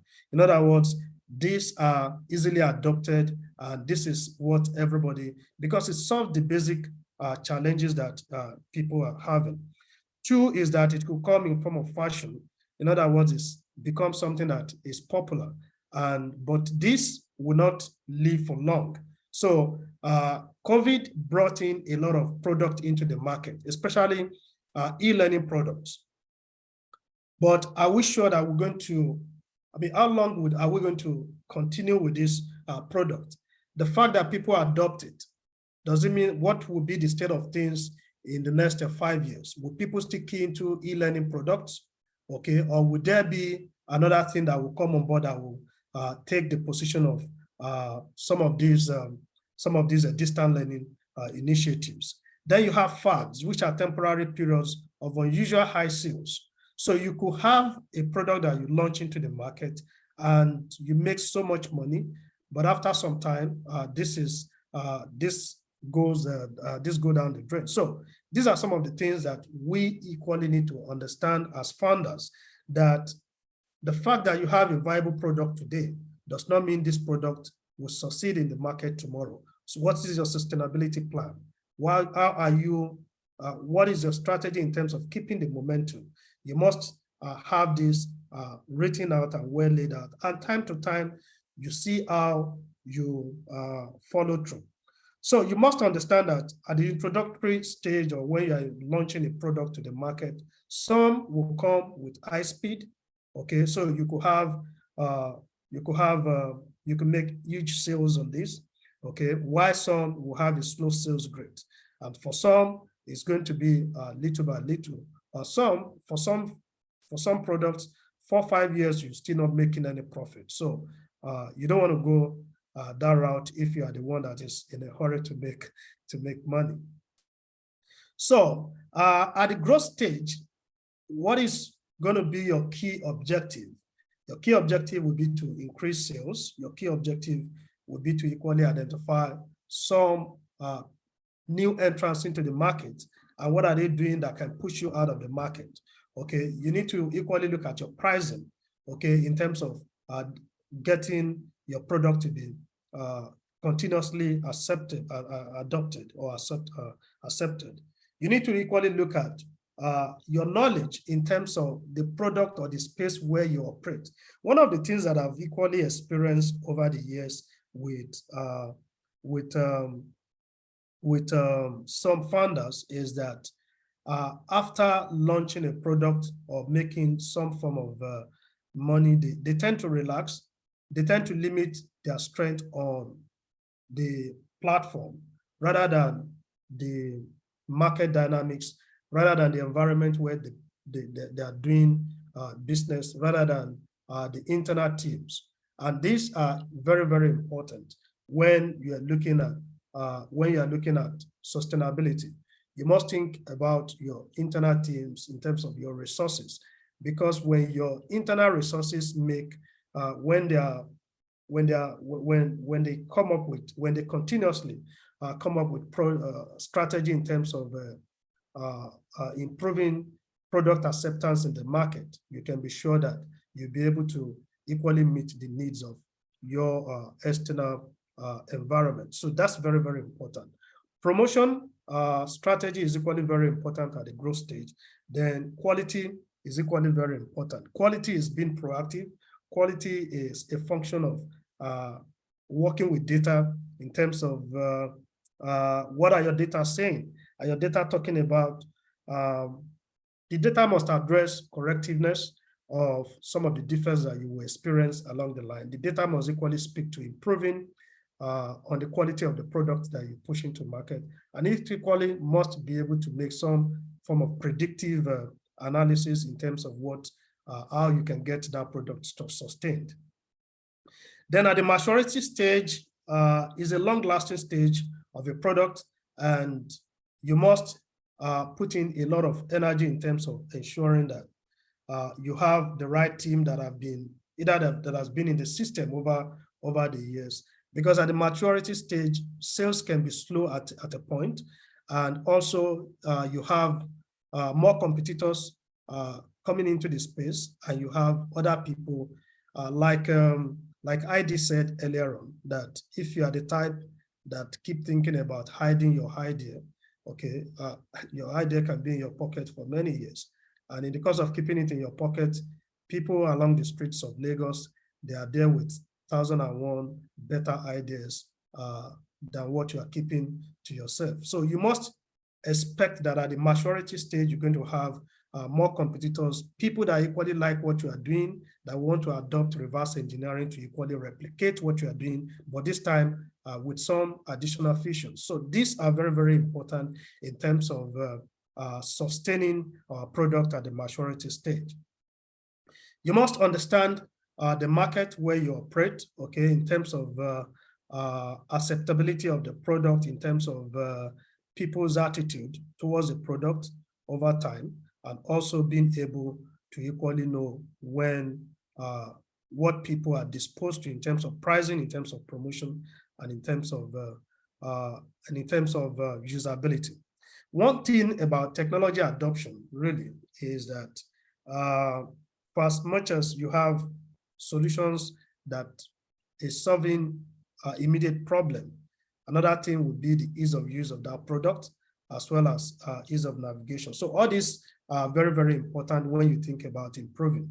Then you get to a stage where we call the decline stage of the product life cycle. At the declining stage, which means that you are not getting, the product is not yielding value as it started or at the maturity stage or at the midpoint of the product life cycle. So what do? Do you want to maintain the product? Do you want to dispose the product? Do you want to sell it off? All these are very, very important in terms of getting our product, in terms of being relevant in the market space. But above it all, what I will tell the founders is that your self-efficacy is very, very important, because and your passion. That's what keep you going when you are when everything seems not to go right the way you plan. And I'll give you an example as I close. We have a office, we launch some products here and there, and somehow we do a lot of things with government. And of recent, we took a decision to explore Lagos market, and we open a new branch, and also we continue with the products that we consider to be viable here. However, we have Lagos market is different, okay? And as a result of that, acceptability of some of these products become a very challenging thing. So what do? Do we close the office? Do we send the staff packing and stay in our comfort zone? No. So what we had to do was to change the approach and go back to the drawing board and study the market and see how the market works. And things are picking up gradually, but you must equally give yourself that time to say, okay, if I'm entering this market, what's going to be my gestation period? Okay, for the next 1 year, 2 years, what do I want to focus on? I want to focus on just creating awareness about the product. I want to focus on promotion.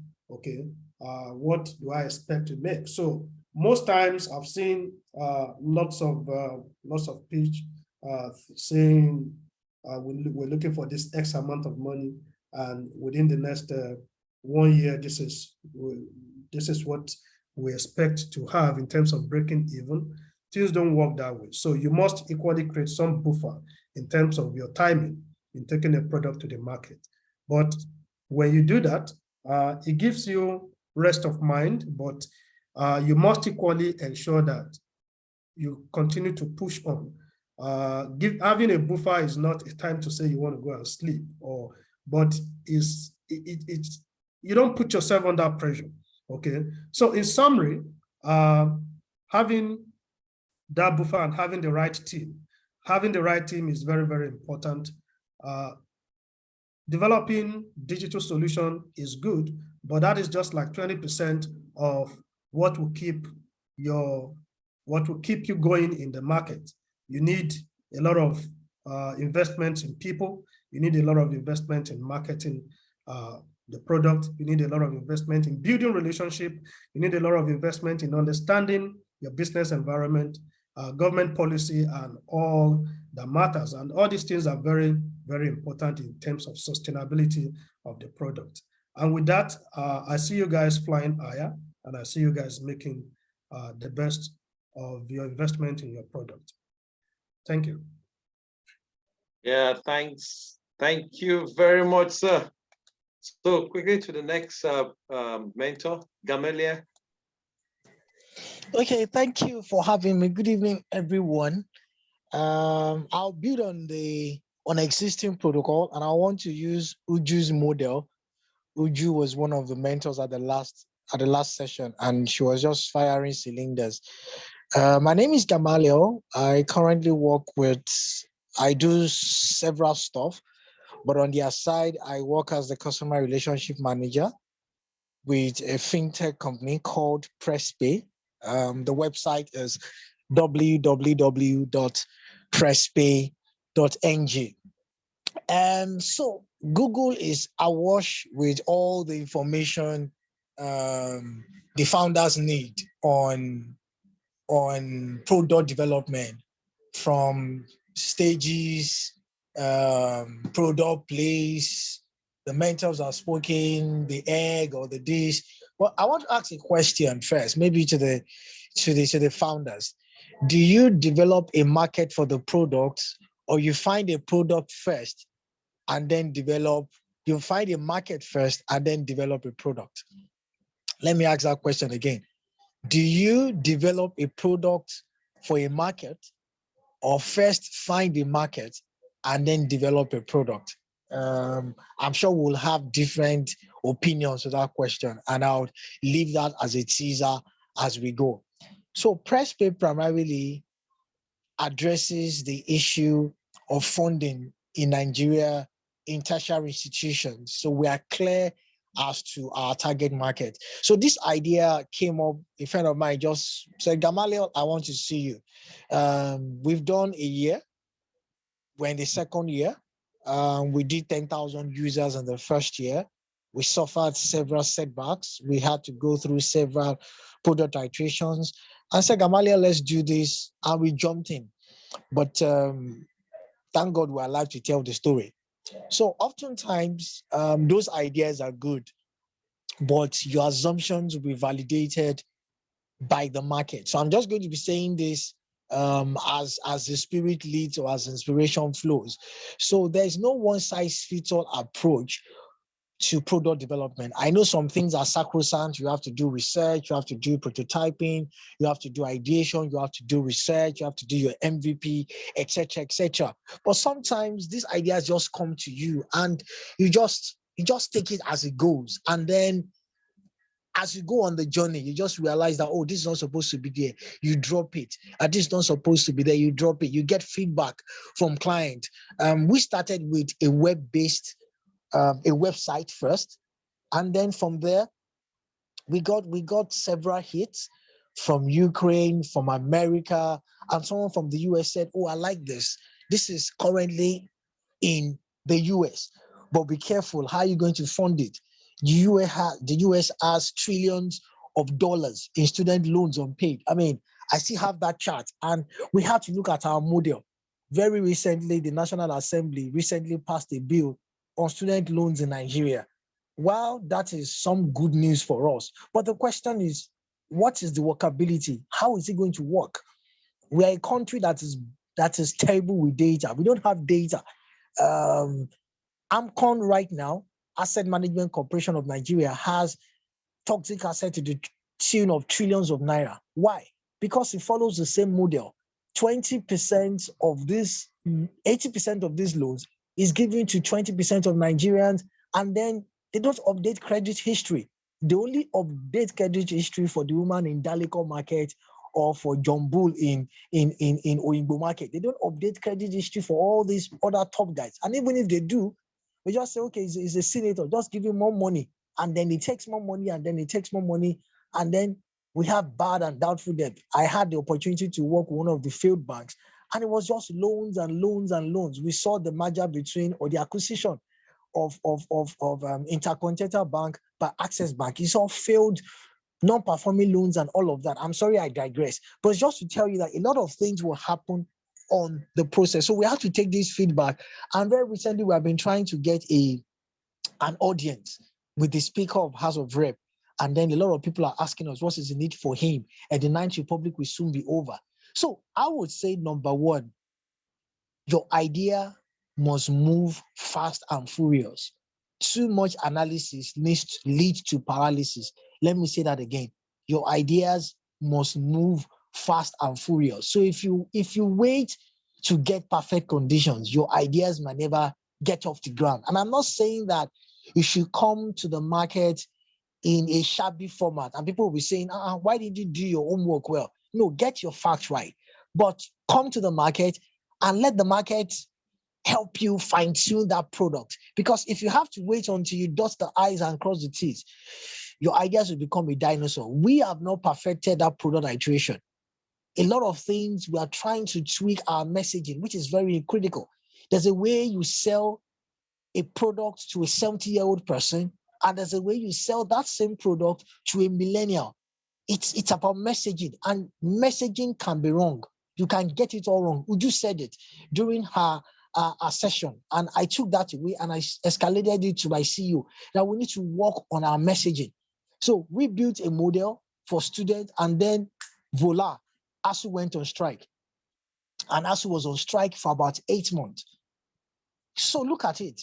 Risk, uncertainties. You have to build this into your model when you are planning. What are your what if? What if the guy, the founder doing LMS? What if government doesn't adopt this? What if government comes with another round of policies? There's a time when we wanted to start. Issa Pantami gave a policy direction on startups, and it was going to cripple us a little bit. So we had to quickly go back and tweak it. The government policies, if you look at the 5-Pot Task Force, the six force that we have not been able to understand is government policy. One government policy can cripple the entire tech space. So you need to look at all of this model. But number one, fast and furious. Number two, take feedback seriously. So your market says, or your customer says, I don't like this, let's do this, let's do this. We need to look at that. We did that a lot. Number three is that iteration is a going process. You can't have a perfect product, which is why Apple still has iPhone 14, maybe iPhone 15 next year, maybe iPhone 16. It's not stopping at iPhone 4 or iPhone XR. So iteration is an unending journey. It's a continuum, but ensure that it gets better. And then number two, look at the product stages: growth, maturity, decline. You need to start iterating. Very few products have maintained or nobody's reading Bible anywhere. Go and carry it. Hello, am I still in the same chat room? Hello, Shagun, am I still on? Yes, you are. I think someone's mic came up accidentally. Someone's mic mistakenly. Barnabas, please switch off your mic. Sorry about that. Continue, sir. Okay, so your product iteration must go on and on. Then if it's a product that's for public use, you need to look at stakeholders engagement. That is very, very critical. If you don't get the right people into the room, your products will not be optimized. So we've had to do a lot of fraternity with senators, with government, with ministries, with departments, with agencies, with state government. We've had to do a lot. And then number three, don't make too grandiose assumptions when you're doing your assumption. I want to make this. We have been humiliated in the past 1 year. And I say this with every sense of humility. When we started out, we had plans to do 1 million subscribers or 1 million users in 1 year. Yes, the market is there, undoubtedly.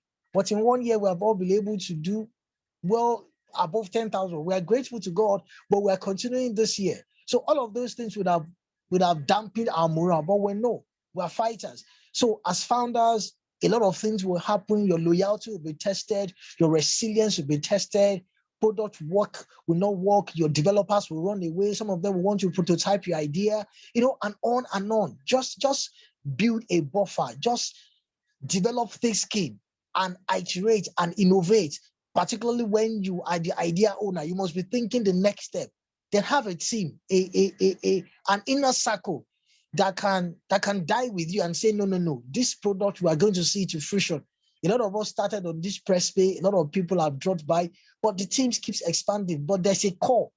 I understand that just 2 people have the recipe to Coca-Cola and they're not allowed to travel on the same flight. I don't know how true that is, but I've seen it 2 or 3 times. So you need to have your core team who believes in this project and say, yes, we're going to fight. And we see it come to reality. So as I round up, like I said, there's no hard and fast to do product development. What works for product A might not work for product B. Some few things are sacrosanct: idea testing, research and development, prototyping, MVP. Just keep at it. Have your vision board and go to that vision board and say, let's do this. A book that has helped me is From Zero to Hero by Theo Niel, because I want to recommend it to founders. Go and read it. It helped me a lot as we went through this journey. Thank you for your time. Good evening. Thank you so much, sir. Thank you very much. So we'll take the final presentations. Founders, no one is dropping questions, so I assume questions will come when the Q&A time comes. Shola, you're our last speaker.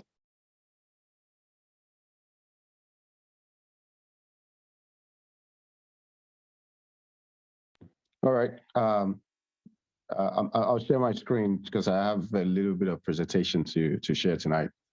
Okay. So let me do that real quick. All right. Well, thanks for the opportunity to present to you guys tonight. I know it's nighttime there. What I'm about to share with you, just a little bit of introduction. Shola Adekoye, we're based out here, the founder of OIA, Open Innovation Access, and we're based out here in San Francisco.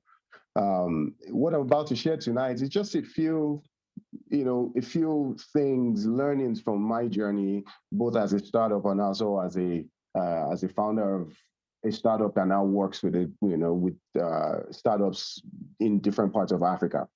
There have been so many things that we've done personally, I have done personally in that journey, either from trying to attempt so many things to not doing so much, and then also now working and seeing the same mistakes in many of the founders that we're working with or the startups that we're working with as we raise them up to, because what we do, we find people with ideas and we raise them up into startups. So we're really going through the entire spectrum with people, right from when they conceive an idea all the way to when we can actually call them a startup.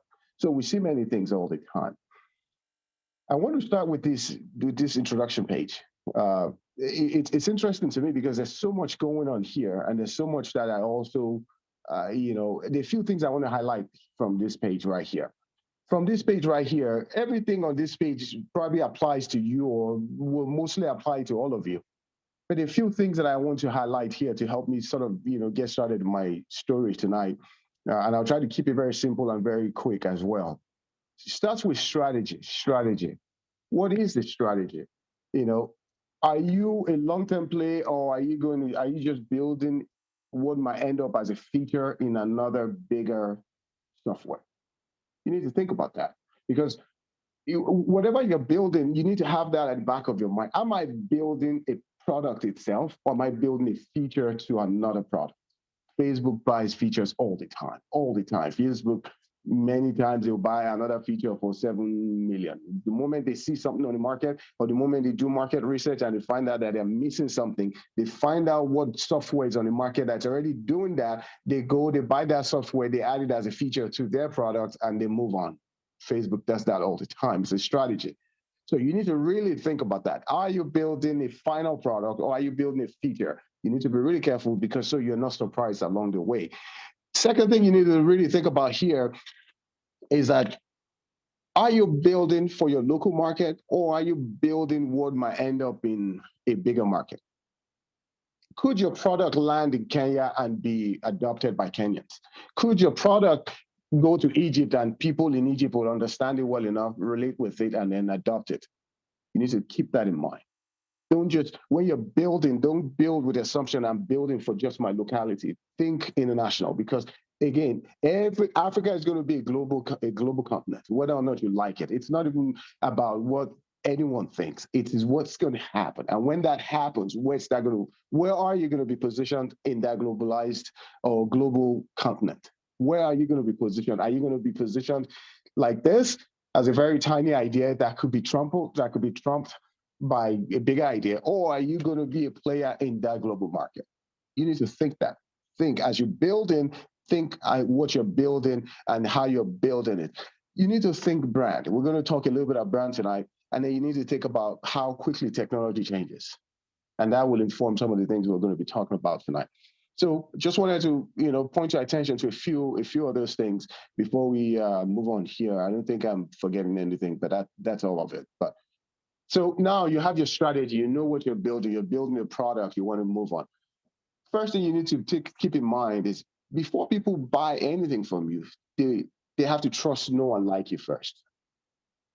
It's a given. They have to trust, know, and like you. They have to trust that your product, or you as a person, or your startup can really do what it says, can really deliver what it's preaching. They have to know you. So that means, customers have to actually know that you have something that they need that can solve their problem or meet a need that they have. And they have to like you. They have to. Like is not in the terms of liking you because of, not in the literary term, but from a customer perspective, they have to like one product versus the other, which is why you might go to, you yourselves, you might go to market, see two competing products and just go with one of them versus the other. What makes you make that decision to go with one versus the other? And could you build your product to be that one that customers will choose all the time versus the other product? It starts with branding. How are you branding your product? Branding is your reputation on the market. Branding is how you look with your, how you appeal and how you look and how you appeal to your customer targets. Don't brand your product for, don't use a brand that don't build a product for millennials and use a brand that only appeals to baby boomers. It's not going to work. There's a mismatch already from there. Because every time they think about that idea, even though it solves the problem, there's going to be another competing idea that they just may like it a little bit more than your idea that they will go with.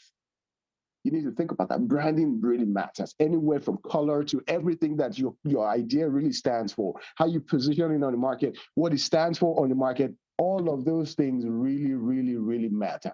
You need to think about that. You need to have that always at the back of your mind. It's your reputation. It's what you're coming to market to say, to promise. You're coming to the market with a promise, and you must have the reputation over time. Can you deliver what you're promising? And does your brand really project or reflect what you're really trying to say? It includes everything from your logo to the color scheme that you use for your brand, to how you position yourself on the market, to how you do marketing, to how you deliver whenever there's a customer complaint. How do you deliver? What do you stand for? Define that first. Define that first. When you build your products, you launch your products, and you promise to be, a very reliable company, and all of a sudden a customer has, a complaint, and you're saying, well, call us after 48 hours. There's going to be a mismatch there. So you really need to define your brand. What does your brand stand for? When Facebook started, Facebook said one thing was Facebook was starting out with: we are a brand that never goes down. No matter what happens, even if there's an apocalypse in the world and world systems are going down, there's no energy, Facebook server must not go down.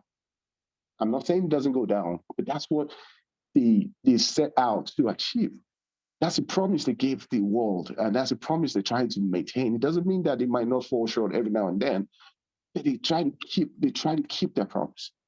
Amazon said we're a brand that is going to be the best customer, the most customer-centric company on the planet. We're going to really take care of you customers, that you're going to love us so much. That's their promise. So they built the e-commerce to express that. What is your brand going to be known for? What is your reputation going to be? Everything from your logo, like I said, has to all reflect that. And don't build a product for one customer demographic and then build a brand that doesn't match that product and doesn't appeal to that customer segment. You need to, if you're building product that millennials will use, then use a brand, build a brand from your logo all the way to how you position yourself on the market to appeal to millennials. Understand your market. This year, I learned a very valuable lesson I'm going to share with you tonight. Many times when I was going on my journey of, building different solutions, started the journey many years ago. I had an idea, I, went right into building the idea, into doing this, into doing that. One thing I learned each time I did any solution out there was lean, always running lean. What is lean? Lean is all about ensuring that all of your resources go into value-adding activities mostly. I wouldn't say alone. What is going to add value to the customers that you're going to be selling to? That's what you need to spend money on. by virtue of my work, we work with some startups, and a startup came and said, "Oh, I need to hire. We need to hire a director of this, a director of that, director of this." What do you need all that for? You're a startup. Nobody knows you yet. We don't even know if you're going to succeed, because you're going to need to bring a product to market that people are actually going to like. And value is perception. It doesn't mean that your intended perception of the value is not the same. Your intended value might not necessarily match my perception of that value. If I think different about what you're bringing, I don't like it. I don't like it. There's nothing you can do about that. There's really nothing you can do about that. In every startup, 2 questions you always have to ask yourself: what am I selling? And who am I selling it to? And why should they care? Tell me what you're selling. You have to be able to tell me that. Who are you selling it to? You have to understand who you're selling it to, and why should that person care? If you're selling it to me, why should I care versus someone else? So if you don't have enough value that I can perceive from your idea, guess what? I'm going to go with someone else. I might get bored with your idea if you don't give me an experience that keeps me in your idea. So Lean is saying direct all of your resources to those activities that will create value for your customer. Does your most ideas here as software-based, technology-based ideas, do your ideas have enough experience that will keep customers there going back all the time? What would make me want to go back to your app or to your software every time? Does it have enough experience, customer experience? Do you even know what customer experience your target market is expecting from your idea? You need to spend time with all of that. And that's what Lean is saying. Lean doesn't necessarily don't spend money. Lean is saying spend money, but only spend it, or mostly spend it on the activities that create the value for your customer.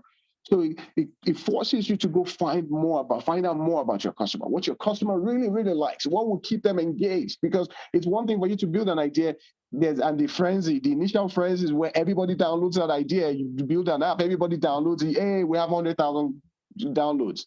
What happens 1 month after that? Are you still going to maintain 100,000 downloads? Are you going to have 200,000 downloads? Or are you going to have 10,000 downloads after 1 month?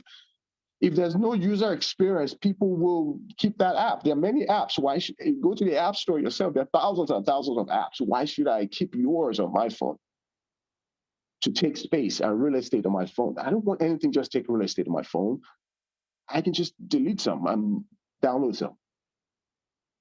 I'm not the founder is not going to be hurt if I download another one versus his own. So you need to think about that. Customer experience. So Lean is saying Lean will give you that longevity you want, and that's what I meant by longevity. It will give you that longevity that you need. It will keep you around longer than most other startups. So really think about that. How you allocate your resources. Don't go ahead and start, hiring so many people that don't necessarily have direct value to your team. You can bring them on afterwards, but don't just hire a bunch of people on your team that are not directly adding value right now. What do you need director of marketing for when you don't even have an MVP yet? You're still doing customer development. Go do that first. Spend time researching and doing surveys first versus going to look for marketing. You need to place your priorities really, really right. So that's the idea of Lean. I like Lean. We've used Lean many times, and it really, really, really worked for us. It will also help your requests. When you're asking, your ask is going to be different. It's going to be more reasonable because you're going to be able to justify what you're asking if you're really going Lean. Some resources that can help you go Lean, some of these resources can take them down. Name.com will help you with anything from domain, buying domain, and buying everything very cheaply. Domain, being able to, set up your emails very cheaply. Name.com will do that. Knowhim.com will help you doing all of your searches. It's a huge database that helps you search your idea if it exists somewhere else. Search your brand so you can get more ideas about branding. Search things like your product to see if your product even already exists. The name you want to use for your product, does it already exist, or is there another name that's on the market or that's coming on the market that will end up confusing customers about who is who? You need to do all of that research. We can do all of that. Instead of hiring a lawyer or someone to go do all of that, use some of these free resources online to do a lot of extensive research for yourself. Knowhim.com will give you all the research you need. You know, most of the research you need to do, Knowhim.com will help you do that. Go do that research there. If you need to patent your idea, go search if it already exists, or if there's any sort of like a release of aspect of your idea that might infringe on someone else's patents. Are there patents out there already that are, you know, they don't, sometimes people will just, you know, file patents without actually having a product. Is there a patent already in place that you might be infringing on? You go do all of that research. Just be really careful as you build. But always have at the back of your mind throughout your journey. What am I building? Who am I building it for? Why should they care? Keep that at the back of your mind. And then lastly here, I'll just wrap it up here. Some strategies that you can use. Remember, Lean is all about customer validation, helping you to continue to validate your customer. You know, what is my customer really going to buy this? And it means that you have to stay close to those customers, who you think are your customers, because customer taste changes all the time. The customer might like something and then they don't like it anymore tomorrow. The customer technology changes fast too. It's a rapid change. Things are moving quickly. Are you using the technology right now? Is there something else that's out there that might even be more robust and more flexible for the type of solution that you're bringing to market? You need to constantly stay up to date about all of these different things. I like the idea of building prototypes or MVP first. See, one of the ideas that we had, it was just a prototype that we showed to FCMB. Imagine, and FCMB made a few comments about one or two things. Imagine if you built this elaborate system, spent so much money, and FCMB made one or two comments, and then we'll come back and say, oh, we have to go undo some of the things we did, and then rework some of the things we did. Build an MVP. But building an MVP doesn't mean build an unfinished product, because nobody likes an unfinished product. Build something that is ready to go, but it's still not the best of what you're trying to build. And I know one of you has said that before. I think John mentioned that in one of our office hours, that he's building sort of, this is the first phase. This is kind of like the initial product that he's bringing out there. And I think most of you have that as well. But just keep that in mind. The finished MVP doesn't mean it's not an unfinished product. It's a finished product ready to go on the market, can be sold, but it's just not the best version of your product. It's very different. You can build a prototype that, there are two types of prototype. There's a works like prototype, and then there's a looks like. You can build something that just looks like it, that you can show people, because every time investors, customers need to see something, don't just tell them and show them something. So even if you don't have anything yet, if you just have something that looks like it, show them that. Or if you have something that works like it, show them that as well. Oh, but have an MVP, have a prototype first before you go to this elaborate thing, because customer taste changes, technology changes, and you don't know what customers might like yet. You don't even know. Sometimes we've worked with someone, they thought their customer segment was this customer here, only to find out that, you know, there was a tech idea. They thought the students were their customers. We found out that the parents of those students were truly the real customer. They are the ones that will actually pay for those products, not the students. So really do your research and make sure you know your true customer. Ask yourself, who is my true customer? Who is going to use one customer? Who is going to use it, and how are they going to use it? Build use cases, build user stories around your ideas. Just to help you kind of better understand it. Do a pilot launch if you can. Soft launch it. Let's see how people interact with it. See how people engage with it. See what kind of comments they make about it. See what they like, what they don't like about it. But at least that helps you sort of put something on the market rather than just keep showing people half-done job all the time. Bring something, an MVP, put it on the market. Let people interact with it. Then you know if you truly have something, or then you know if you don't have something. WhatsApp that we know today, Facebook bought WhatsApp, but WhatsApp released, they did a pilot launch. They just released something. Every time they heard something, they stay close to the market. Every time they heard something, they went and they added that feature. Every time they heard something, they went and added the feature. It was at some point then that they heard the feature of, someone saying, well, I would really love an idea. I would really love if a software that can help me make a phone call. I like WhatsApp, but I wish it had phone call capabilities. Guess what? They added phone call capabilities. Now you're making phone calls, then user base increased. Facebook liked it so much that Facebook had to pay so much for it. So do a pilot launch if you can, just to see what it does on the market. Put what you have on the market first and see how people interact with it. Don't wait to build the management first. Just build, put what you have on the market. Do customer surveys. Hear from customer all the time. What do customers have to say? What are they always saying? The customer might say something today, the customer might say something else tomorrow. It doesn't mean you have to change your idea all the time. It just means that you're collecting information, and that information is going to help you really, really decide what to add or how to position your idea, or what features to add or not. Because the customer sometimes, customer taste changes all the time. So, but if you stay close enough, you'll know what customers are saying at every point in time, and then you'll be able to collect enough information to be able to make the right decisions, to be able to make smart, intelligent decisions about what features to add or not add. I hope I've been able to add some value to you based on, a little bit of, learning from my experience. It's a whole lot that you can learn from, but I just wanted to bring some of these things here, and you guys should take the advice of all the other mentors as well, because they've all delivered really, good advice to you tonight. I will take all of those. I just wanted to bring a little bit extra. Hopefully it had some value to you. All the best to you. Thanks, Shola. That was great session. That was a great time. Mentors, wonderful session, wonderful presentations. Thanks, you guys. Thumbs up for you all. I'm giving you my thumbs up. All mentors, you guys are great. So questions and answers, Q&A session. So founders, I have only one question on the chat box. If you have any question, let me see you indicate by just raise up your hands or something. Let's see reaction. Just raise your hand. For now, I have a question from Livingston Daniel. It's not directed at anybody, so if we have any mentor who could take a shot at it. It says, does 1 week product development mean we have a complete building?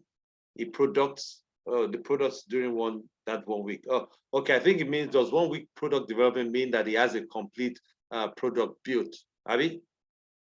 Daniel, could you unmute and ask the question so that we get that clearly?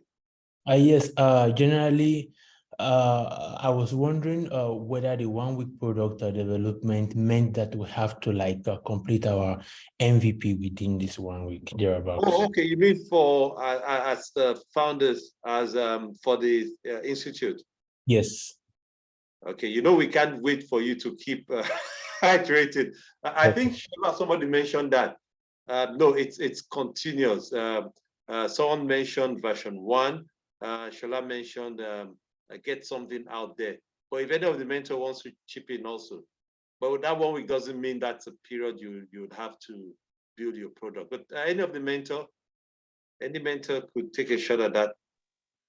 So I can take a shot. I mean, you need more than 1 week to build an MVP. If you can, whatever you can build in 1 week, you build, but go back to the market and see what customers say about it.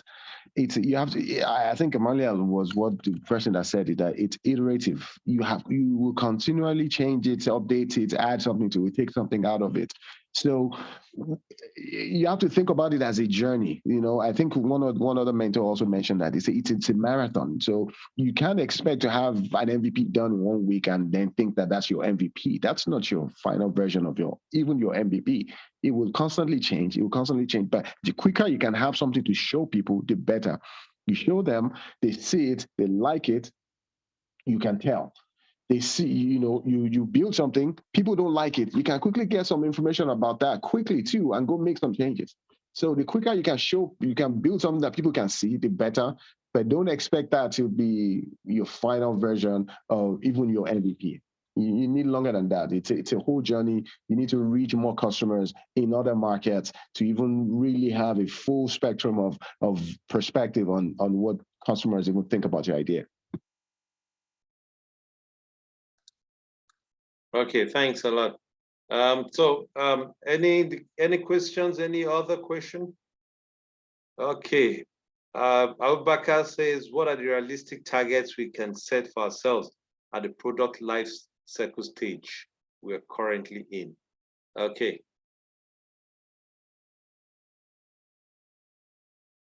What are the realistic targets we can set for ourselves at the project life cycle stage we're in currently. ID, or who's going to take a shot at that?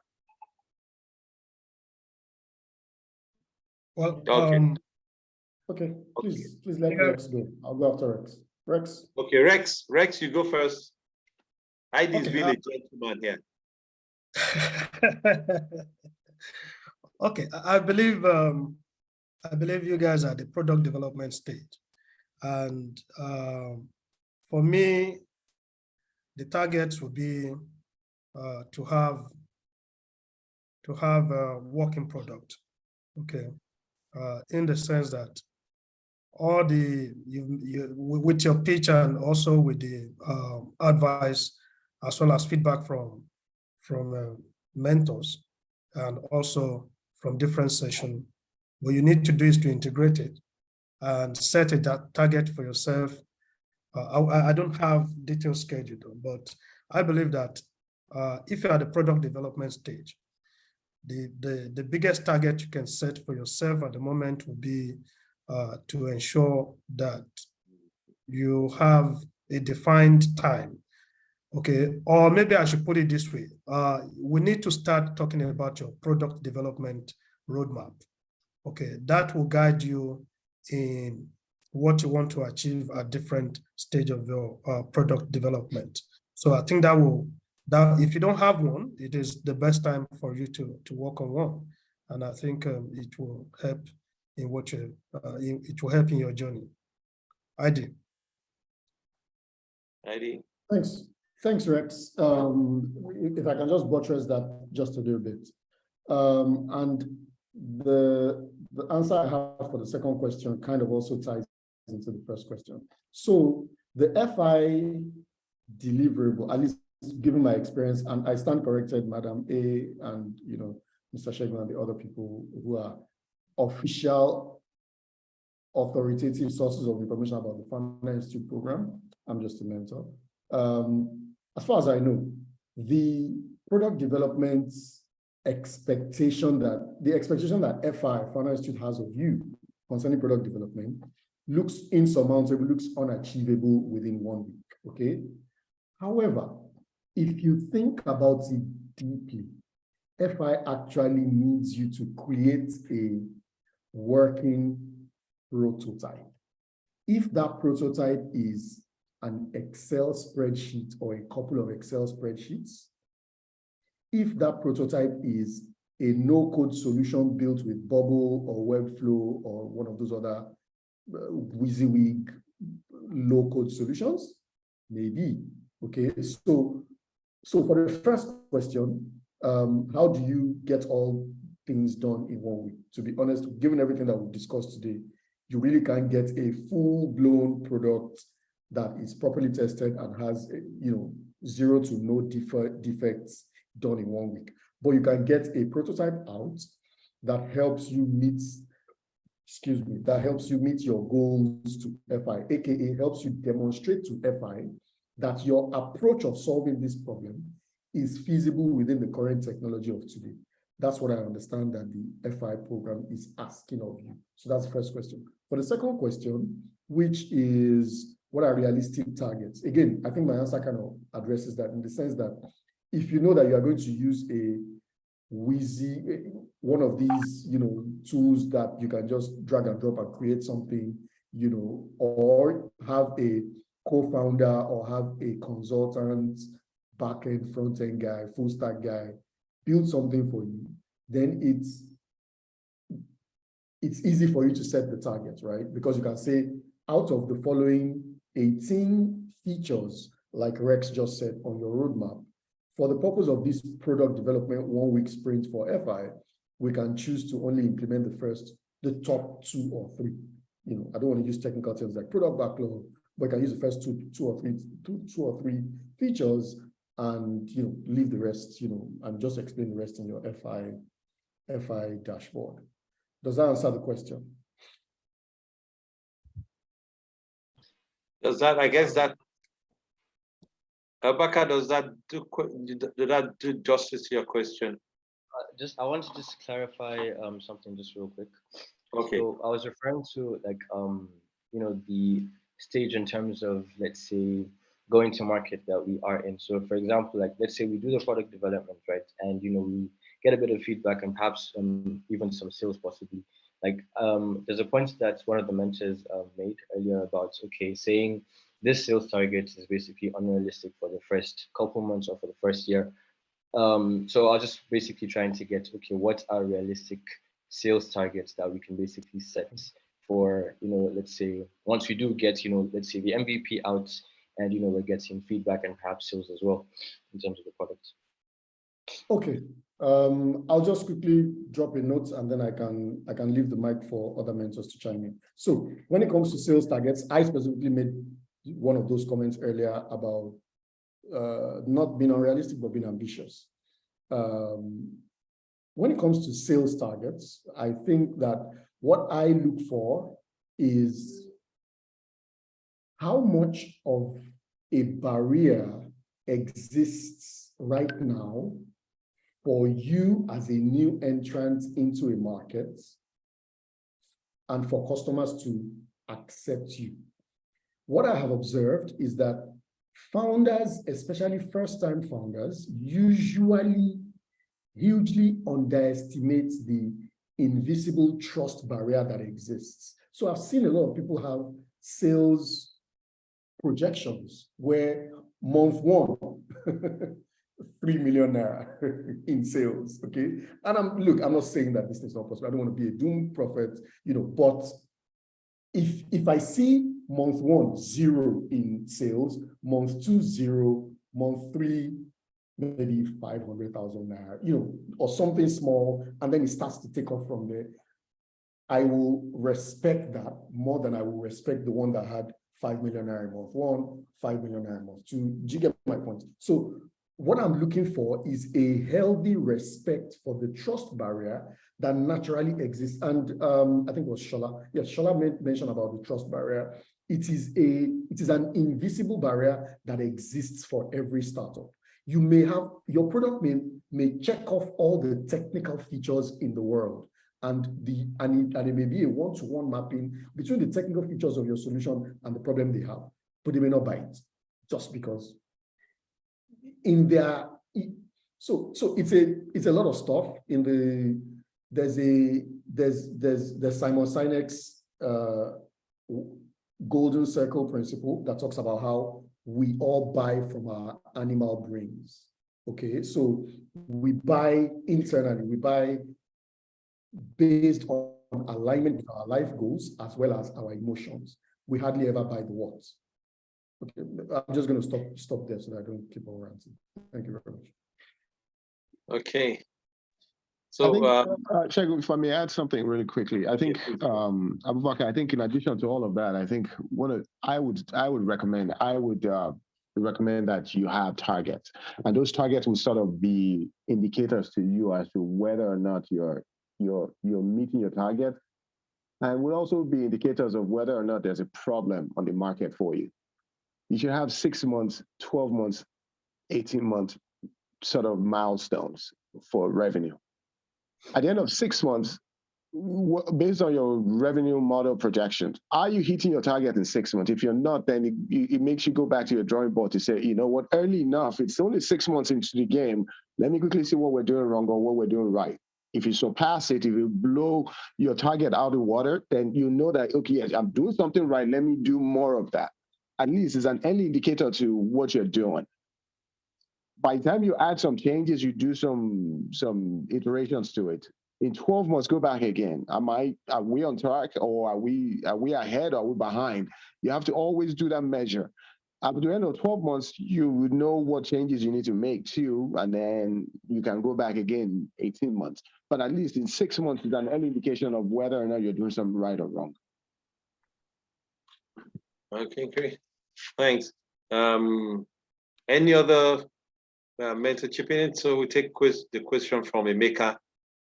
Then we wrap up with a question from, okay, Abubakar is okay with that. Then we'll wrap up with a question from Livingston. Emeka, your question.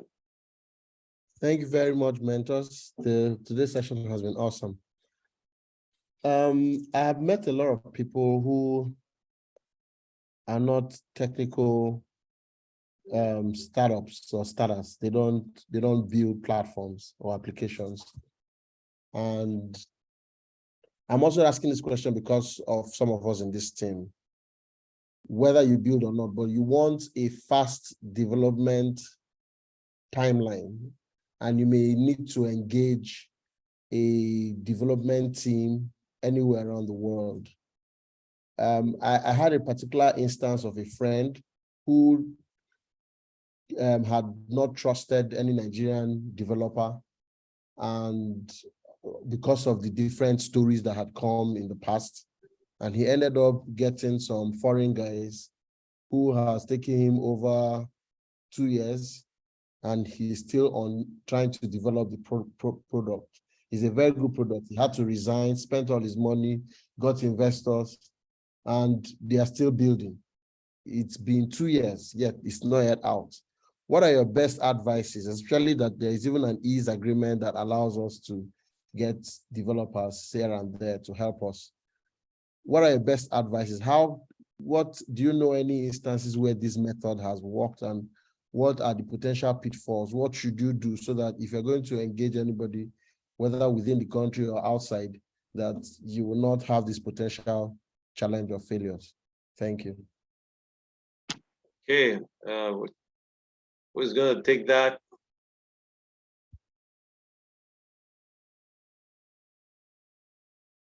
Maybe I should start. Okay. I'm sure other mentors will have opinions. So I kind of am a testimony to, I'm a living testimony to the fact that some people have built their products successfully locally. In fact, one of the things that we do at Boolean Labs is that we help startups build an MVP, okay? There is a discussion around helping you understand what an MVP is. It's not a full product, an MVP. We help build an MVP. However, you can't find people locally who will help you build a quality product that has a low defect rate.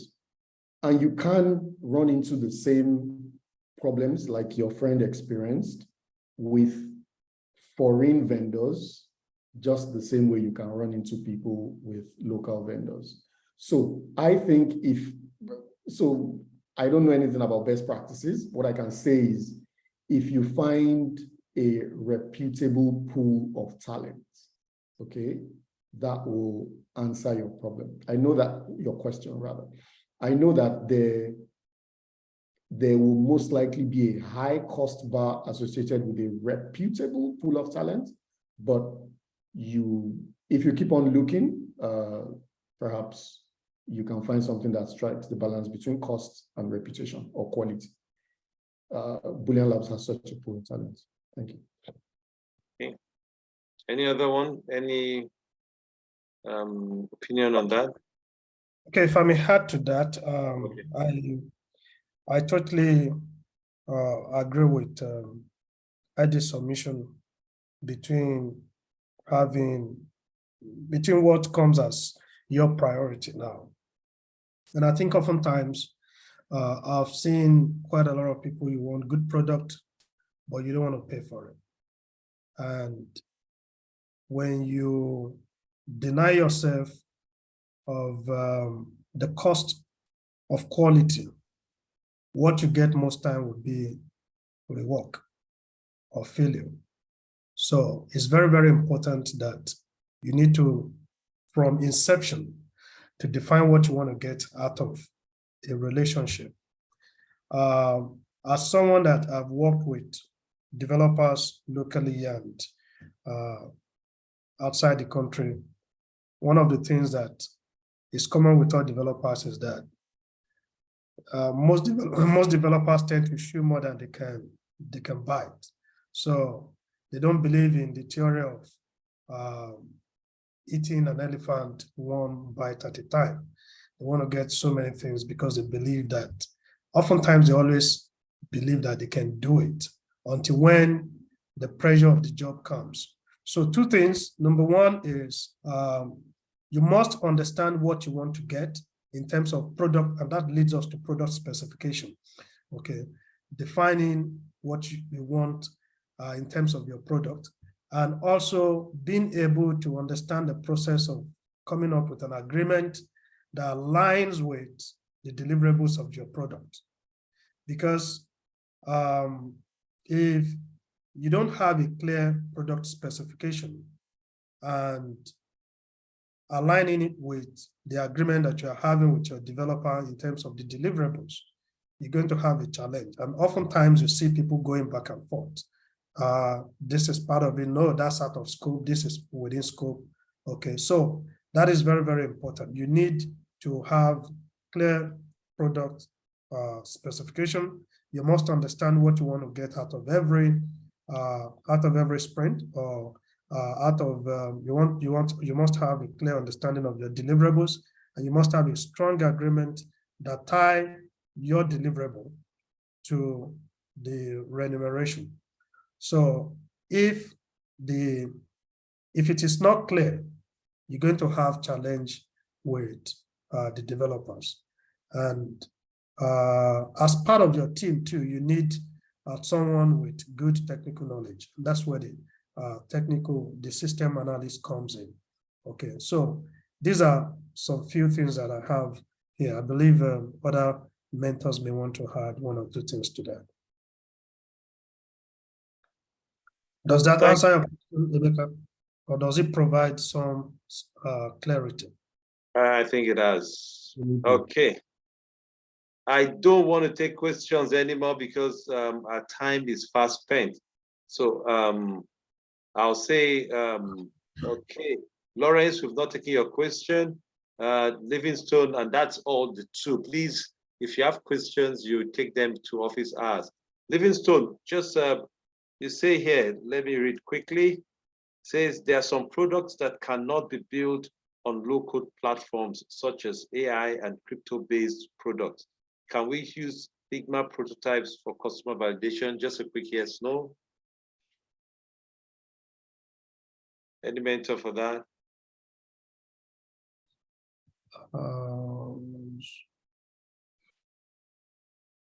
Okay, I actually think that is a question for the FI directors, for you guys. Okay. In terms of, okay, so if this were a group of founders that were not bounded by FI, obviously, yes, you can use, in fact, you are encouraged to use low-cost representations of your future products, like the Figma prototypes, to get customer validation. Yes, but the question really is whether FI accepts Figma prototypes. Am I right, Livingstone? Livingstone, is that what you're asking? If yes, that's the question, it's something that you guys have to answer.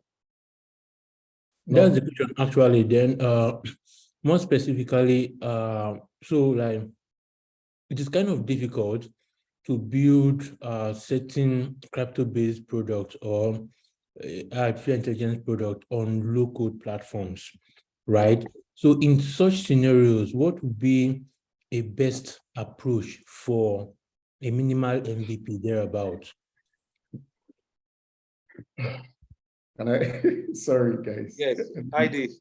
Yeah. Maybe because, okay, so for those who don't know, 20-something years ago, I used to be a programmer. So maybe that's why I can answer these questions.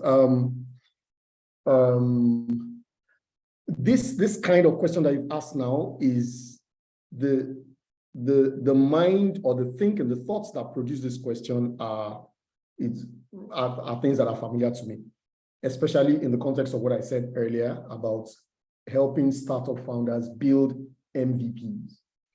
Now, the term MVP, if you interact with enough founders, say thousands of founders, you will discover that the term MVP, among many other terms, the term MVP is probably one of the most misinterpreted and wrongly used terms in the space, okay? So just to answer your question, there usually is an amount of work that I and my team have to do to even get the founder to understand, number one, what are we saying when we mean we'll help you build an MVP? Number two, help them see that what is actually more important to them is the MVP rather than the product, because the MVP helps you validate market realities and stuff like that. So having laid that background, yes, low-code platforms cannot help you build things like crypto/AI solutions. So the question then is, I would be asking you, what exactly is the crypto component of your solution adding to that solution? If it is impossible to use low-code solutions to build crypto, and we are in the low-cost development/MVP phase, can we either schedule that crypto component for a future time, because it is something that is going to blow up our costs? Can we schedule it into the future, number one? Or if it is absolutely important, can we find another way to represent or simulate what crypto would have done in our initial temporary MVP?